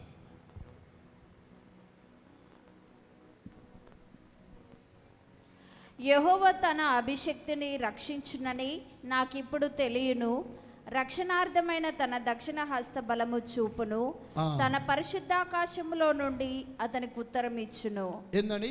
యెహోవా తాను అభిషేకించిన, మళ్ళీ చదవమ్మది, చాలా ఇంపార్టెంట్ ఇది, జాగ్రత్తగా వినండి ఇది. యెహోవా తన అభిషక్తుని రక్షించునని. ఏందని? యెహోవా అభిషేకించిన వ్యక్తిని రక్షించునని. ఇప్పుడు చూడండి, నాతో పాటు మీ అందరిని కూడా దేవుడు అభిషేకించాడా లేదా? అంటే ఇక్కడ అభిషక్తునితో పాటు అభిషేకించబడిన నీవు కూడా ఏమవుతావంట? రక్షించబడతావంట. వావ్!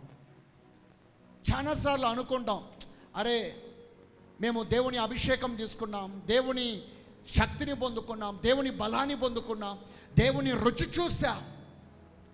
దేవుడు అంటున్నాడండి, నిన్ను అభిషేకించింది ఎందుకు? మొన్న 5 అభిషేకాలు ఎందుకు ఇచ్చాం?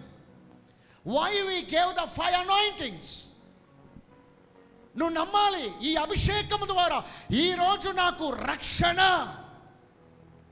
ఈ అభిషేకంలో నుంచి నేను అధికంగా దీవించబడతాను, ఆశీర్వదించబడతానని తెలుసుకోవాలి. ఈరోజు నువ్వు ప్రార్థన మొదలు పెట్టాలి, అడగాల దేవుని. చదువమ్మ, మళ్ళీ చదువది. యెహోవా తన అభిషక్తుని రక్షించునని నాకిప్పుడు తెలియను. రక్షణార్థమైన తన దక్షిణ బల హస్తమును చూపును. రక్షణార్థమైన బలమైన హస్తమును ఇప్పుడు నాకు చూపించును. తన పరిశుద్ధాకాశములో నుండి అతనికి ఉత్తరం ఇచ్చును. పరిశుద్ధాకాశంలో నుంచి అంట ఆయన నిన్ను చూస్తున్నాడండి, తెలుసా? గాడ్ విల్, ఆయన ఆర్డర్ వేస్తాడు తన దూతలకి, తన ప్రధానులకి, దేవదూతలకి, మహాదేవదూతలకి. అందుకని ఆయన రక్షణ బలం తన హస్తముతో దేవుడు చూపిస్తాడండి. నువ్వు అభిషేకించబడిన వాడు కదా, ఇక్కడ ప్రజలను రక్షిస్తాడు, అభిషక్తులైన మిమ్మల్ని కూడా. అందుకని అనాయింటింగ్ అనేది టచ్ చేయకూడదు. ఈరోజు ఈ అభిషేకం నువ్వు తీసుకున్నావు అంటే ఈరోజు నువ్వు ఏం కావాలా? Lord, I'm a blessed person, నేను దీవించబడ్డాను, ఆశీర్వదించబడ్డాను ప్రభువా. అందుకనే దావీదుకి ఇది బాగా తెలుసు అండి. దావీదు ఏం చేశాడు?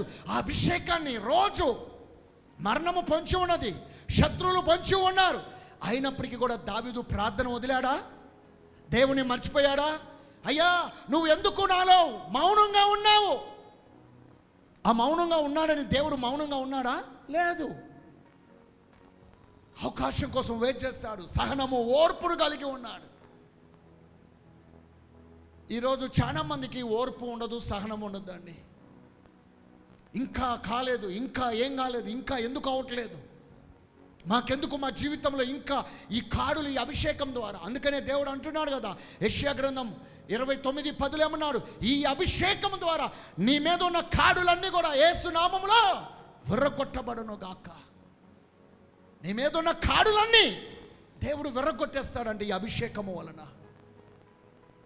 ఈ అభిషేకం పొందుకున్నావు, ప్రభువా దానిలోంచి రిజల్ట్ ఏది నాకు? ఈ యొక్క రిజల్ట్ నాకు ఎప్పుడు ఇస్తావు ప్రభువా? నువ్వు అధికంగా దేవుని దగ్గర ఏం చేయాలంట? వేచి చూడాలంట. ఈ అభిషేకము నీ జీవితంలో కోల్పోకుండా ఉండాలనే దేవుడు నిన్ను ఆశీర్వదిస్తున్నాడండి. ఎంతమంది నమ్ముతున్నారు ఈరోజు? యా. 28:8 వచనం, కీర్తన గ్రంథం 28:8 వచనం. యెహోవా తన జనులకు ఆశ్రయము, ఆయన తన అభిషిక్తునికి రక్షణ దుర్గము. ఏందండి? యెహోవా తన ప్రజలకు బలము అంటున్నాడు ఇక్కడ. తన ప్రజలకు బలం. ఈరోజు ఈ ఫుడ్ తింటే, లేకపోతే పొద్దున్నే లేచి మొలకలే తినాలా, లేకపోతే ఆ చెత్తే తినాలా, పొద్దున్నే లేచి సి విటమిన్, ఈ విటమిన్, ఆ విటమిన్ తినాలా, లేకపోతే ఇంకా బోన్స్లో మంటలు ఉన్నాయి, నొప్పులు ఉన్నాయి, ఈ క్యారెట్ తినాలా, ఆ బీట్రూట్ తినాలా, ఏం తినపోయినా నీ హృదయమో మార్పు లేకపోతే అన్నీ ఆడే ఉంటాయి. నువ్వెన్ని జ్యూసులన్నా తాగు. రోజు ఎంతమంది అవుతున్నారు జ్యూసులు? పైకి ఎత్తని చేతులు. ఎన్ని జ్యూసులు తాగినా, ఎన్ని కూరగాయలు తిన్నా, ఎన్ని తిన్నా అది పోనే పోదు. నిన్ను అపవిత్రపరిచేది లోపలికి పోయేది కాదు, బయటకు వచ్చేదే నిన్ను అపవిత్రపరుస్తుందంట. అందుకని ఇక్కడ యెహోవా తన ప్రజలకు బలము. అంతే కదా, మనం పాడబడతాం, యెహోవాయే నా బలమని పాడబడతాం కదా. ప్రభా, ప్రతి దినము ఇదిగోనైనా నేను లేచే ప్రతి ఉదయము నీ బలాన్ని చూడాలి. నీ బలము నాకు కావాలి ప్రభువా. ఎప్పుడైనా పొద్దున్న లేవగా నా మాట అడిగావా? ఈరోజు నీరసంగా ఉందండి, చేత కావట్లేదండి, నా వల్ల కావట్లేదండి, ఒళ్ళంతా పులిసిపోతుందండి. ఒకళ్ళేమో ఇది తిని సమస్య అంటారు, ఒకళ్ళేమో అది తిన్నానని సమస్య అంటారు, ఒకళ్ళేమో రెస్టారెంట్కి వచ్చని అది ప్రాబ్లము, ఈ ప్రాబ్లం, ఆ ప్రాబ్లం అని అందరూ మెడిసిన్లు వేసుకుంటూ ఉన్నారు. మెడికల్ షాప్లోని, మెడికల్ కంపెనీలోని బాగు చేస్తూ ఉన్నారు కదా. నేచురల్గా కొన్ని వస్తాయి, దేవుడు కూడా మెడిసిన్ ఓకే. కానీ ఎప్పుడైతే దేవుని ఆయన బలమును అడుగుతున్నావో అది తిరుగులేదండి. ఇంకా నేను పొద్దున్నే లేకోగానే ఫస్ట్ ఓడండి తెలుసా, యెహోవా ఈ దినమంతయు నా బలము నీదేనయ్యా. నా బలం ఎంత ప్రభువా? ఏ జిమ్ముకు పోతే, ఏ కండలు పెంచితే ఏం లాభం? మొన్న ఒక ఆయన చెప్తున్నాడు, అన్నా నేను రోజు జిమ్ముకు పోతాను. పాస్టర్ గారు, అయ్యగారే, ఆ పాస్టర్ గారు జిమ్ముకు పోతా, అన్నా నువ్వు భలే చేస్తావు అన్న డింపుల్స్ అన్నీ అన్నారంట మనోని. ఇంకా 10 ఎక్కువ చేయడం మొదలు పెట్టాడంట. ఇక చేసి చేసి చివరికి ఒకరోజు జిమ్లోనే పడిపోయాడు క్యాండిడేట్. ఏం చేయాలో అర్థం కాల. డాక్టర్ దగ్గర పోతే ఇవాళ కనుక ఆపరేషన్ చెబుతారు పొద్దున్నే చచ్చిపోతావు అని చెప్పిండంట. ఇక్కడ మెడలో ఒక నరం ఒత్తుకుంటూ పక్షవాతం వచ్చే సమస్య ఉండొచ్చు. పొద్దున్నే వాళ్ళు ఏదో పొడిస్తారంట, ఆ పాలలో వేసుకొని తాగాలంట. ఆ డింపుల్స్ చేసి, అన్న 1 గంట కాదు, 2 గంటలు కాదు, 3 గంటలంట పట్టుకొని ఊపుడు. పొద్దున్నే లేచి వాకింగ్, ప్రార్థన చేసుకొని, ప్రార్థన వాకింగ్ అని పెట్టుకొని, ప్రార్థన నీ ఇంటి చుట్టూ నడుచుకుంటా వాకింగ్ చేసుకుంటే ఎంత బాగా ప్రార్థన అయితే, నీ వాకింగ్ అయితే, తిన్నది అరిగితే ఆరోగ్యం కూడా ఉంటుంది. తిన్నది అరక్క మనోళ్ళు ఇప్పుడు ఏంది, బిర్యానీ తిన్నాం కదా, అబ్బా ఇది ఎప్పుడు కరిగిద్దో ఏమో. దానికి ప్రతి నెల మొన్న ఒక బోర్డు చూసా, జస్ట్ బోన్ అని. ఏందబ్బా జస్ట్ బోన్? ఇదేమన్నా హాస్పిటల్ అంటే చూస్తే తర్వాత జిమ్ అది. ఏమండి, జిమ్ చేస్తే పుట్టిన పులగాడిలాగా ఉంటావా, లేకపోతే కండలు పెంచి, లేకపోతే ఎడుగు గాడిదలాగా ఉంటావా? చాలామంది హార్ట్ అటాక్లు వచ్చి పోతున్నారు కదా. ఇంకా ఆ దెబ్బతో మనోడు, అన్నా నీ కండలు బాగుండి అన్న అంటే, అరే నీకు దండం పెడతారా బాయ్, నన్ను అనమాకరా అంటున్నాంట ఈ మధ్య. మళ్ళీ అయ్యగారే సువార్త బాగా చెప్తాడు. మళ్ళా ఇప్పుడు ఏం చేస్తాడు అని అడిగితే, రోజు పొద్దున్న ఇంటి చుట్టూ ప్రార్థన వాకింగ్ చేస్తున్నాను అన్న అన్నాడు. తిరుగా చెప్పి, మరి ఇప్పుడు నీకు జిమ్ నుంచి వచ్చే బలం కావాలా, దేవుని దగ్గర నుంచి వచ్చే బలం కావాలా? కూరగాయలు తింటే వచ్చే బలం కావాలా, దేవుని దగ్గర నుంచి వచ్చే బలం కావాలా? లేకపోతే బాగా రోజు ఇంకొక ఫుడ్ ఏంది, చికెను, ప్రోటీన్ ఫుడ్. ఈ మధ్య మీరు ప్రోటీన్ ఫుడ్ తింటేనే మీకు ఈ విధంగా అయిద్దండి. ఒకడేమో పొద్దున్న లేసి అన్నంలో ఏలిపాయలు వేసి తినుకొని గుండె ప్రాధాన్యుడు, ఆ చెప్పిన నెలకే చచ్చాడు వాడు, నాకు తెలిసినోడు. ఒకడేమో వెల్లిపాయలు తినమంటాడు, ఒకడేమో అల్లం తాగమంటాడు, ఒకడేమో మెంతులు తినమంటాడు. ఏమున్నారా నాయన యూట్యూబ్లో, వీళ్ళకి నమస్కారాలు పెట్టాలా? వీళ్ళ చెప్పిందల్లా నువ్వు చేసావనుకో ఉన్నది పోద్ది నీ ఇష్టం. నేను ఇది ముందుగా చెబుతున్నా. డబ్బులు గొల్ల, ఒళ్ళు గొల్ల, ఆరోగ్యం గొల్ల. ఇప్పుడు చేయాల్సిందల్లా ఏంటో తెలుసా? యెహోవాయే నా బలము అని చెప్పి నువ్వు నడువు. దేవుడు అద్భుత కార్యాన్ని దేవుడు చేయబోతున్నాడు ఈరోజు. హల్లెలూయా. ఎంతమంది ఈరోజు యెహోవాయే నా బలం అనుకుంటా పాడుకుంటా పోతారు ఈరోజు. అంతేగాని జిమ్ములో పోయి జిమ్ములో బాగా డింపుల్స్ చేసి అది చేసి ఇది చేసి 3 నెలలకి ₹1,00,000 వదిలించుకొని మళ్ళీ 3 నెలలు అయిపోయి మళ్ళీ యాజ్ ఈజ్గా మన చర్చిలో కూడా ఉన్నారు చాలామంది పౌడర్లో ఆడి చాలామంది అన్నో అది అనవసరంగా 1,00,000 వదిలిచ్చానని అన్నారు చాలామంది. ఏమండి, నీ బలమంతా ఎవరిలో ఉండాలండి? శారీరకమైన బలము కావాలా, ఆత్మ బలము కావాలా? అందుకనే బైబిల్లోనే ఉంది కదా, శరీర బలహీనమే కానీ ఆత్మ బలము కలిగినదంట. శరీరం బలహీనంగా ఉంటుంది కరెక్టే, ఆత్మలో బలముగా ఉంటే ఆ శరీరం కూడా యేసయ్య నామములో బలముగా దేవుడు మార్చునుగాక. చేతులు ఉన్న వాళ్ళు మాత్రమే చేతులు కట్టండి, లేకపోతే వద్దులే అండి. ఎందుకంటే మళ్ళీ నీ బలం తగ్గిపోద్ది కదా. మళ్ళా దేవుని అడగాల ఈరోజు, ప్రభువా నా బలమంతా నీవే ప్రభువా. ఆయన తను అభిషేకించిన వానికి రక్షణ దుర్గం. నీకేమో కానీ మాకింకా ఎక్కువ శత్రువులు అండి. అద్భుతాలు చేస్తే గొడవ, అభిషేకం చేస్తే గొడవ, తర్వాత ప్రాస్పరిటీ గురించి చెప్తే గొడవ, రక్షణ గురించి అద్భుతాలు కార్యాలు క్రియలు ఉన్నాయని చెప్తే గొడవ. ఇంకా మా గురించి ఎందుకులేండి, చెప్పేదే కాదు. ఇంకా ప్రవచనాలు చెప్తే బాధ, ఇది చెప్తే బాధ, అది చెప్తే బాధ, నిందలు అవమానాలు వేస్తూనే ఉంటారు వేసుకొని. నా రక్షణ యెహోవా దగ్గర నుంచి మాత్రమే. హల్లెలూయా. ఎవ్వరు కాపాల. మల్కాజ్గిరి గాడిపోతే ఎవరన్నా మనల్ని కాపాడారా? ప్రతిరోజు ప్రభువా నీవే నా బలము, నీవే నా రక్షణ. అనేక మంది ఎక్కడ దొరికితే ఎక్కడ చంపేద్దామని రెడీగా ఉన్నారు. మల్కాజ్గిరిలో స్టార్ట్ చేసినప్పుడు చాలామంది ఎమ్మడబడ్డారు, చాలామంది నాశనం చేయాలని చూస్తారు. అయినప్పుడు కూడా దొరికావా? నువ్వు భరించలేనంత బాధ అయితే దేవుడు నీకు ఇవ్వడు. ఎంతమంది నమ్ముతున్నారు?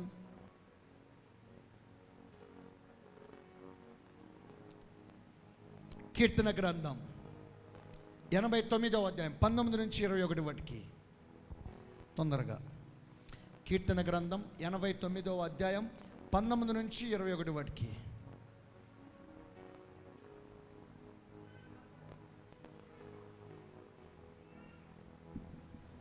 అప్పుడు నీవు దర్శనమున నీ భక్తులతో ఇట్లు సెలవిచ్చి ఉంటివి, నేను ఒక శూరునికి సహాయము చేసి ఉన్నాను, నేను ఒక శూరుడికి సహాయం చేసి ఉన్నాను, ప్రజలలో నుండి ఏర్పరచబడిన యొకన్ని నేను హెచ్చించి ఉన్నాను, నా సేవకుడైన దావీదును నేను కనుగొని ఉన్నాను, నా పరిశుద్ధ తైలముతో అతన్ని అభిషేకించి ఉన్నాను. దావీదును నేను అభిషేకించి ఉన్నాను, నా చెయ్యి ఎడతెగక అతనికి తోడై ఉండును, నా బాహుబలము అతన్ని బలపరచును. అంటే ఇక్కడ దావీదుని దేవుడు ఎప్పుడైతే అభిషేకించాడో శత్రువుల చేతిలో నుండి ఓడిపోకుండా తన బాహుతో బలపరిచినట్లుగా ప్రవచించబడిందంట. మరి దావీదుకి ఎక్కడైనా ఓటమి అనేది వచ్చిందా?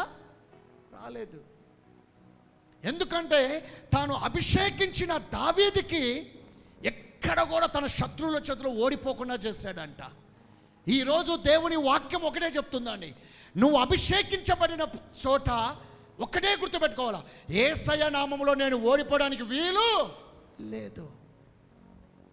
ఎందుకు నేను 5 అభిషేకాలు ఎందుకు ఇచ్చాను? దేవుడు నిన్ను ఓడిపోకుండా, దేవుడు అన్నిటిలో నేను జయోత్సవములోను ఉత్సాహముతోను ఆనందముతోను సంతోషముగా ఆయన అనేక మంది నిన్ను నిలబెట్టాలని, అనేక మంది నిన్ను లేవనెత్తాలని, నీ కొమ్ము హెచ్చించాలని, నిన్ను అందరి ముందు కనపరచాలని. ఎంతమంది శత్రువులు వచ్చినా కానీ నిన్ను ఓడించడము ఎవరి తరమో కాదు. మీరు నమ్మితే దేవుడు ఈరోజు ఈ కార్యాన్ని జరిగించబోతున్నాడు. హల్లెలూయా. ఎంతమంది నమ్ముతున్నారు ఈరోజు? మరి చదువమ్మా అపోస్తుల కార్యాలు 2వ అధ్యాయం 36వ వచనం. అపోస్తుల కార్యాలు 2వ అధ్యాయం 36వ వచనం. అపోస్తుల కార్యాలు 2:36. మీరు సిలువ వేసిన ఈ యేసునే దేవుడు ప్రభువుగాను క్రీస్తుగాను నియమించెను. ఇది ఇజ్రాయేలు వంశమంతయు రూఢిగా తెలుసుకొనవలెనని చెప్పెను. అంటే ఇప్పుడు ఇజ్రాయేలు ప్రజలకు ఇచ్చిన ఈ అభిషేకం ఏం చేయాలంటే రూఢిగా నమ్మాలంట. మరి ఈరోజు నువ్వు నమ్మకపోయావు అనుకో, ఇది కష్టము అంటున్నాడు దేవుడు. నీపై ఉన్న నీ అభిషేకం నేను నమ్ముతున్నాను, వాళ్ళ చేతులు ఎత్తండి. మీపై ఉన్న మీ అభిషేకమే నాపై ఉన్నదని ఎంతమంది నమ్ముతున్నారు?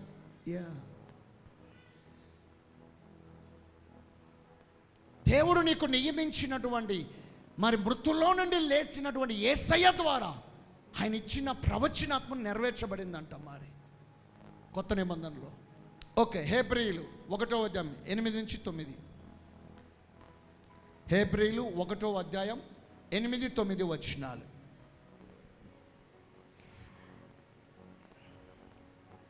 తన దూతలను వాయువుగాను తన సేవకులను అగ్నిజ్వాలలుగాను చేసుకొనువాడు అని తన దూతలను గూర్చి చెప్పుచున్నాడు. కానీ తన కుమారుని గూర్చి అయితే, దేవా, నీ సింహాసనము నిరంతరము నిలుచున్నది, నీ రాజదండము న్యాయార్థమైనది. నీవు నీతిని ప్రేమించితివి, దుర్నీతిని ద్వేషించితివి. అందుచేత దేవుడు నీ తోడి వారి కంటే నిన్ను హెచ్చించున్నట్లుగా ఆనంద తైలముతో అభిషేకించెను. ఏందండి? నీ తోటి వారి కంటే నిన్ను ఉన్నతమైన స్థితిలో ఆయన ఉంచాలనుకోండి. దేంతో అభిషేకం? ఆనంద తైలముతో అంట. మరి ఇది చాలాసార్లు నేను చెప్పాను సంఘంలో కూడా.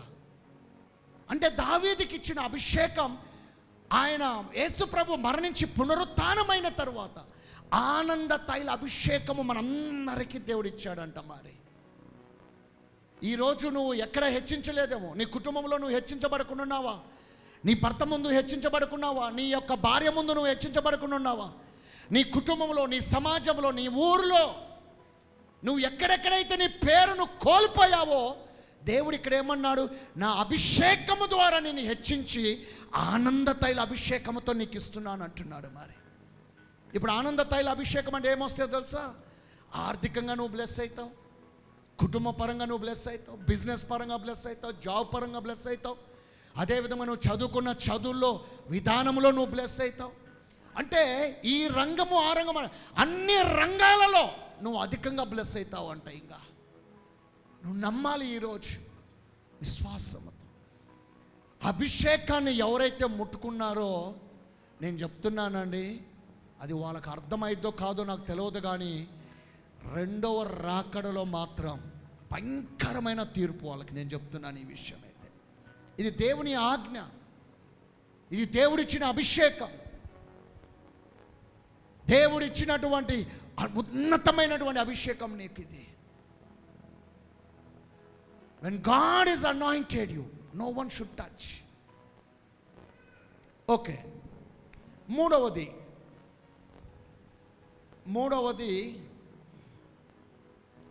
దుష్టుల కుటుంబీకులతో ప్రధానుడొక్కడు ఉండకుండా వారి తల మెడను ఖండించి వారిని నిర్మూలన చేసి ఉన్నాడు. మరి చూడండి, దుష్టుల కుటుంబములు అంటే పాత నిబంధనలో 3:15 ఇందాక చదివినట్టుగా స్త్రీ సంతతి తన తలను చితకగొట్టును అని అక్కడ రాయబడి ఉందండి.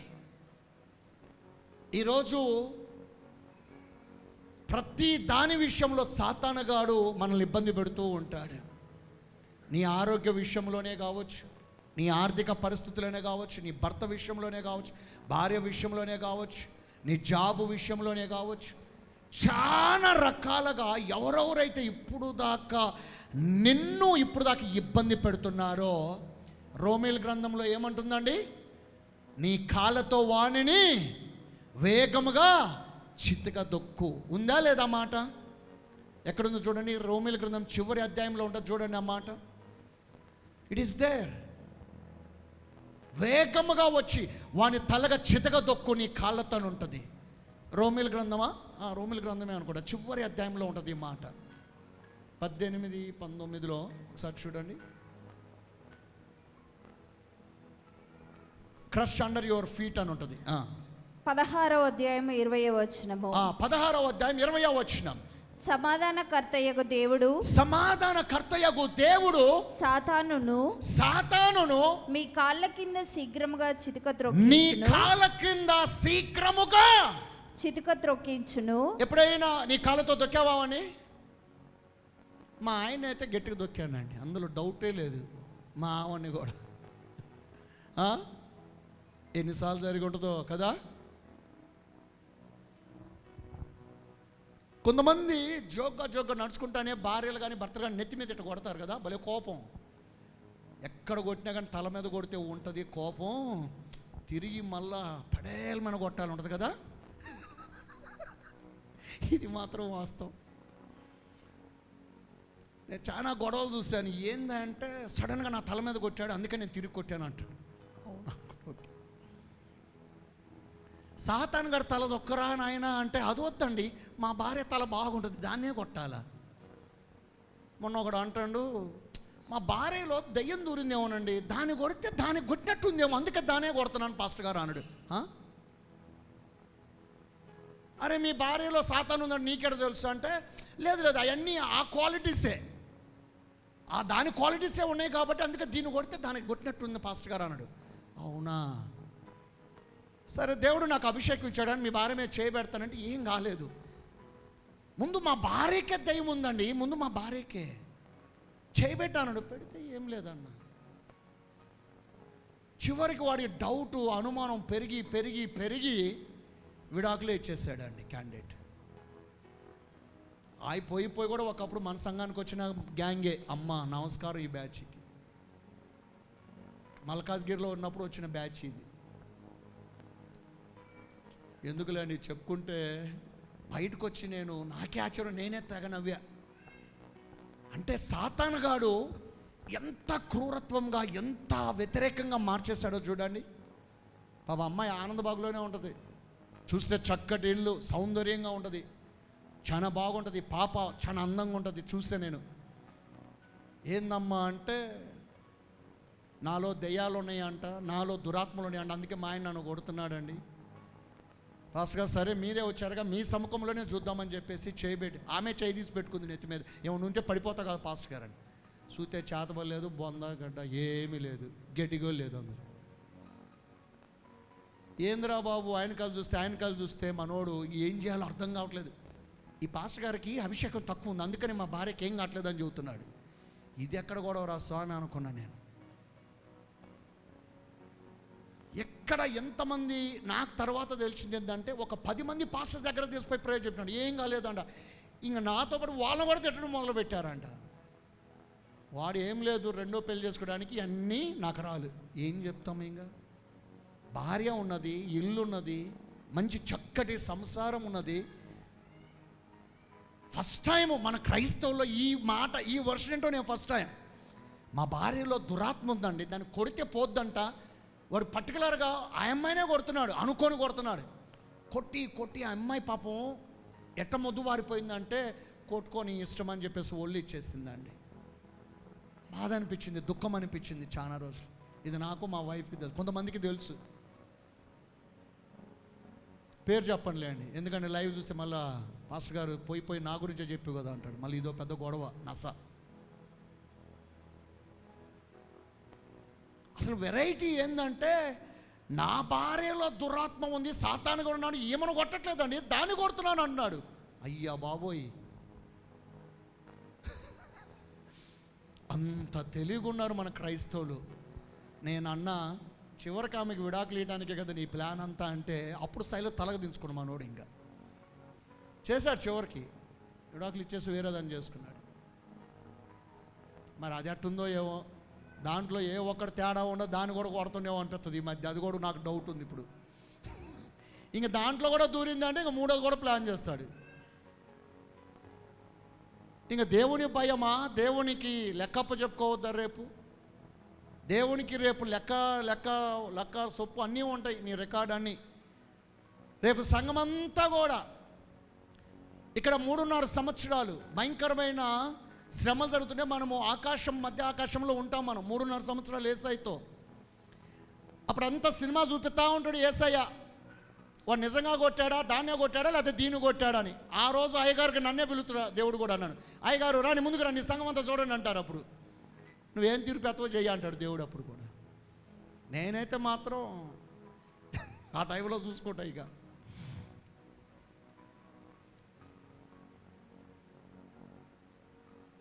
ఏమండి, ఇప్పుడు దయ్యం పట్టినోని కొట్టాలా కొట్టకూడదా? చేతులు ఎత్తండి. దయ్యం పడితే ఊళ్ళలో చాలా మంది అయ్యగారులు కొడతారు. ఒకసారి చేతులు ఎత్తండి. ఎంతమందికి తెలుసు ఇది? చేతులు ఎత్తండి. ఏమండి, దయ్యం పట్టినోని కొట్టాల్సిన అవసరం లేదండి. వన్ వర్డ్, ఒక్క జస్ట్ ఊదితే చాలు.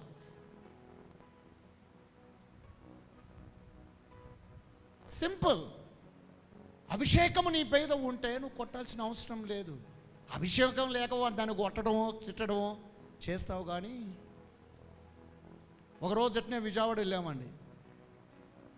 2 అమ్మాయిలు వచ్చారు. అందరూ ప్రేరేపైంది. లాస్ట్లో ఇది చాలా పెద్ద కేసు అని ఎందుకు ఆపా, నేనే టచ్ చేయాల. ఎందుకో దేవుడు తర్వాత చెప్పాడు దీని తర్వాత డీల్ చేయని. కనీసం ఆ కేసు డెలివర్ చేయడానికి మాకు 5 hours పట్టిందండి. 5 hours. దాని పుట్ట పూర్వత్వాలు సహా తోడి తీస్తే సాతాను గారు చివరికి ఏమన్నా తెలుసా, అబ్బా నీతో పెట్టుకోవడం పెద్ద మొండోడి, నువ్వు 1 నిమిషంలో 1 గంటలో పోతావు, నువ్వు పోలేదు, ఇంకేం చేస్తాం పోతావు అని చెప్పేసి మొత్తం బయటకు వచ్చాయి. 8,000 వచ్చింది తెలుసా? 10,000 ఆత్మలు వాళ్ళిద్దరిలోంచి బయటకు వచ్చాయండి. They delivered. విజయవాడ భవానీపురంలో ఇది జరిగింది. కారణం కొట్టాల్సిన అవసరం లేదండి. ఎవరైనా దైవ సేవలు కొడతారనుకో, మీరు డైరెక్ట్గా ఆపండి. No problem. చెప్పేసేయండి, కొట్టకూడదా యా బాబు నీకు నమస్కారం అని చెప్పండి. చాలామంది తెలియక కొట్టడం, చెంపల మీద కొట్టడం. ఇంకొక ఆయన ఉన్నాడు నాకు తెలిసిన ఆయన, సిటీలో కొట్టడమే మొదలుపెట్టాడు. ఏంట్రా బాబు ఏం పరిచయం చేస్తున్నావు అన్న, ఇది కాదు.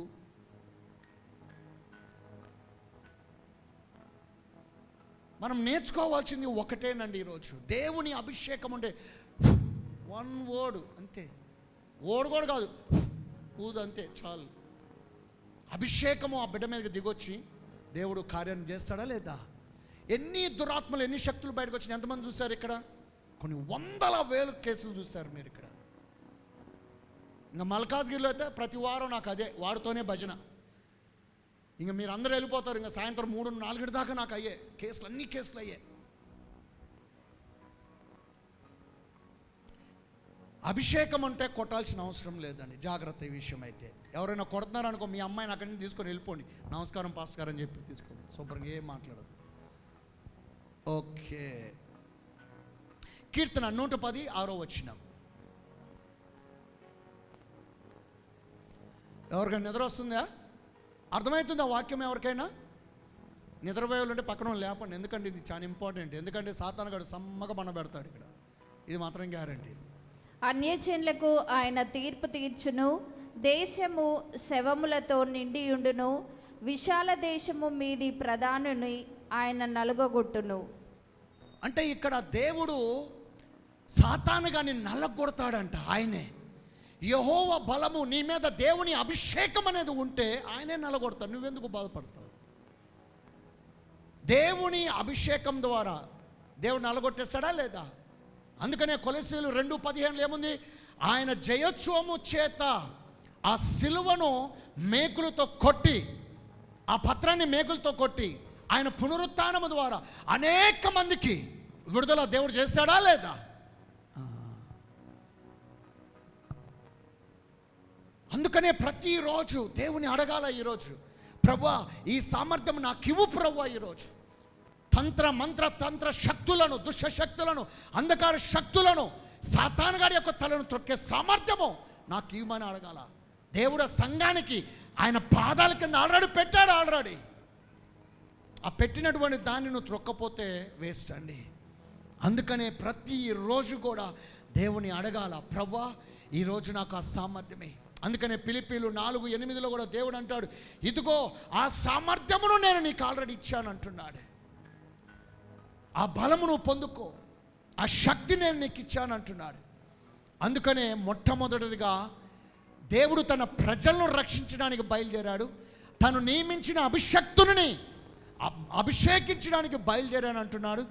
మూడవది, ఆయన సాతాను గారి యొక్క తలను చితకగొట్టడానికి ఆయన ఆల్రెడీ బయలుదేరాడంట. అందుకని హబక్కుకు మరి ఆదికాండంలో నుంచి నూతన నిబంధన వాటికి ఆయన ప్రవచించిన ప్రవచనం నెరవేర్చబడిందా లేదా యేసయ్య ద్వారా? అందుకనే ప్రవచనాలు ఎత్తుక్కోవాలి ఒక్కొక్కసారి. ప్రభా, ఈ రోజునైనా మరి నన్ను రక్షించడానికి వచ్చావు కదా, నన్ను అభిషేకించావు కదా, ఈ అధికారము నాకు దయచే ప్రభా, ఆ సాతాను గారి తలను చితగొట్టడానికి దాని సామర్థ్యము నాకై దయచేయి. మరి అందుకనే దుష్టత్వముతో ఉన్న దుష్టత్వముతో నీకు ఎలా సాంగత్యము, చీకటితో నీకు ఎలా సాంగత్యము అంటున్నాడు. దానిలో నుంచి నిన్ను వెలుగులో పెట్టి వాటన్నిటినీ సామర్థ్యముతో దేవుడు దాన్ని అధికంగా త్రొక్కడికి శక్తినిచ్చాడా లేదా? అందుకని ఈరోజు 3 విషయాలు. ప్రవ్వా, నన్ను రక్షించడానికి వచ్చిన నీవే ప్రవ్వా. రెండవది, నాకు ఇచ్చిన అభిషేకం ద్వారా. మూడవది, సాతాను గారి యొక్క తల అన్నగద్రొక్కుటకు.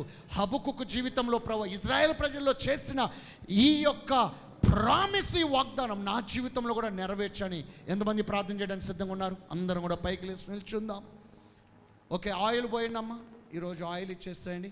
ప్రతి నెల 3వ ఆదివారం ఆయిల్ అనాయింటింగ్ ఉంది. ముందు ఆయిల్ ఇచ్చేసేయండి అందరికీ. చిల్డ్రన్స్ని కూడా బయటకు రమ్మని చెప్పమ్మా. Let come call the childrens outside. Hallelujah. ఈరోజు దేవుని యొక్క సన్నిధిలో దేవుని యొక్క బిడ్డలుగా ఈ వాగ్దానాలు మా జీవితంలో నెరవేర్చబడాలని ప్రార్థన చేయండి. ఇప్పుడు దాకా నీ జీవితంలో ఏదైతే కోల్పోయి, నీ జీవితంలో ఇప్పుడు దాకా ఏదైతే ఇబ్బందుల్లో ఉన్నావో, కష్టాల్లో ఉన్నావో, బాధల్లో ఉన్నావో, శ్రమల్లో ఉన్నావో, అయ్యా నీకే రక్షణ లేదేమో. ఈరోజు కోర్టు కేసులా, లేకపోతే ల్యాండ్ కేసులా, ఇంటి కేసులా, లేకపోతే వ్యక్తిగతమైన కొట్లాడ కేసులా, ఏ రక్షణ కావాలో దేవుణ్ణి అడుగు ఈరోజు విడిపించమని. ఈ అభిషేకము పొందుకో. ఈరోజు దావీదు అభిషేకం, క్రీస్తు దావీదు యేసయ్య అభిషేకం ఈరోజు మీ అందరిపై దేవుడు ఇవ్వటమే కాదు, ఆ తలను అధికంగా చితగద్రొక్కుటకు దేవుడు ఈరోజు ఆయన కృపను దేవుడు మీకు ఇస్తున్నాడండి. ఈరోజు అనుకోవచ్చు, నాకు ఈ సమస్యలు, ఆ కష్టాలు, ఈ బాధలు ఉన్నాయని. దేవుని వైపు చూడండి, దేవునిలో ఎదగండి, దేవుని పైన అధికంగా దేవుని అడగాలి. ఈరోజు అనుకోవచ్చు, అయ్యో మాకు చేతబడులు చేశారండి, మా కుటుంబంలో ఏదో చేతబడి శక్తులు ఉన్నాయి, ఏదో చేతబడి ఇది ఉన్నదండి, అది ఉన్నదని ఎవరికైనా డౌట్ ఉంటే కనుక తర్వాత చెప్పొచ్చు. ఎవరైనా ముందుకు వచ్చినా కూడా పర్వాలేదు, వాళ్ళ కోసం నేను ప్రార్థన చేస్తాను. You can come. మా ఇంటిలో చేతబడి ఉన్నది, మా ఇంటిలో చేతబడి చేశారు, మా ఇంటిలో ఈ చేతబడి శక్తులు ఉన్నాయి అనుకున్న వాళ్ళు ఎవరైనా రావచ్చు ముందుకి. ఎందుకంటే ఈరోజు దేవుడు ఈ అభిషేకం ద్వారా ఆ కాడులన్నిటినీ దేవుడు విర్రగొట్టబోతున్నాడు అండి. This is the we call the spiritual warfare, ఆధ్యాత్మికమైన పోరాటం. ఈ పోరాటంలో దేవుడు ఆయన సిలువ ద్వారా నీకు ఆల్రెడీ దేవుడు కార్యాన్ని చేస్తాడు. అందరం కూడా చేతులు ఇట్లా చాచుకోండి. అందరూ కూడా నాజరైనగు యేసుని నామములో ప్రవ్వా, ఇదిగో నాయనా, వాళ్ళ చేతుల్లో పోయబడిన ఈ అభిషేకం, ఆనంద తైల అభిషేకము పోయబడి ఉన్నది. ఇదిగో ప్రవ్వా, ఇక్కడ ఉన్నటువంటి అయ్యా సంఘమంతా ఏకమై ప్రార్థిస్తుంది. అయ్యా సంఘమంతా ఏకమై ప్రార్థిస్తుంది. సంఘమంతా ఈరోజు నీ సన్నిధిలో మొరపెడుతుంది ప్రభువా. ఈరోజు దేవా, నీ యొక్క సన్నిధిలో ప్రభువా, ఈ రోజునైనా వారి యొక్క దావీదు క్రీస్తు సిలువ ద్వారా అయ్యా ఇదిగో నాయనా, మరి నువ్వు ఇచ్చిన వాగ్దానం గలతీలు 3:13, 14, 15 వచ్చిన ప్రకారం అయ్యా వారిలో పోయబడిన ఈ యొక్క క్రీస్తు సిలువ ద్వారా ఈ అభిషేకమును వారికి దయచేయండి ప్రభువా.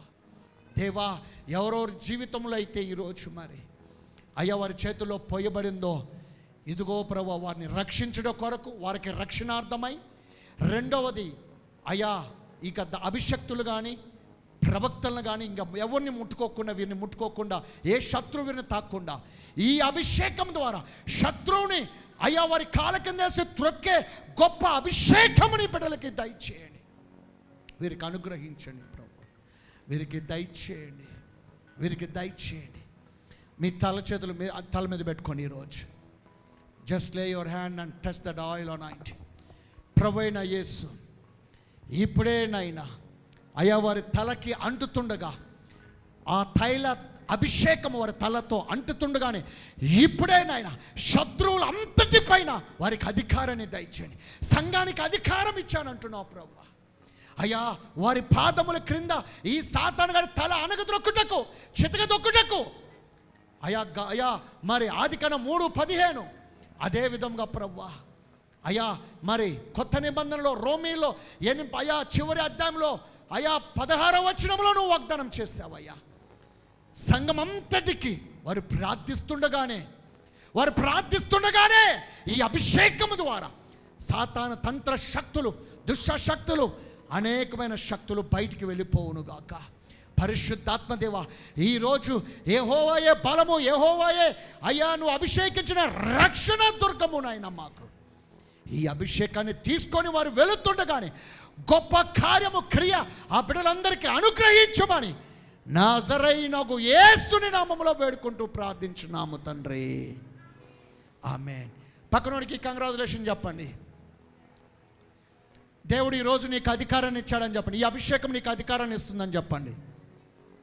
హల్లెలూయా. ఎంతమంది ఈరోజు ఈ అభిషేకం ద్వారా నేను వాటన్నిటిపై అధికారాన్ని పొందిన ఎంతమంది నమ్ముతున్నారు? దేవుని నామాన్ని పెద్దగా చప్పట్లు కొడదామా? హల్లెలూయా. ఓకే, ఒక కానుకలు సమర్పించుకుండగా ఆ సమయంలో మనము అందరం కూడా ప్రార్థన చేద్దాం. చూడండి, కూర్చోండి అందరూ కూడా. హల్లెలూయా. చూడండి, మరి దేవుని సన్నిధిలో మేము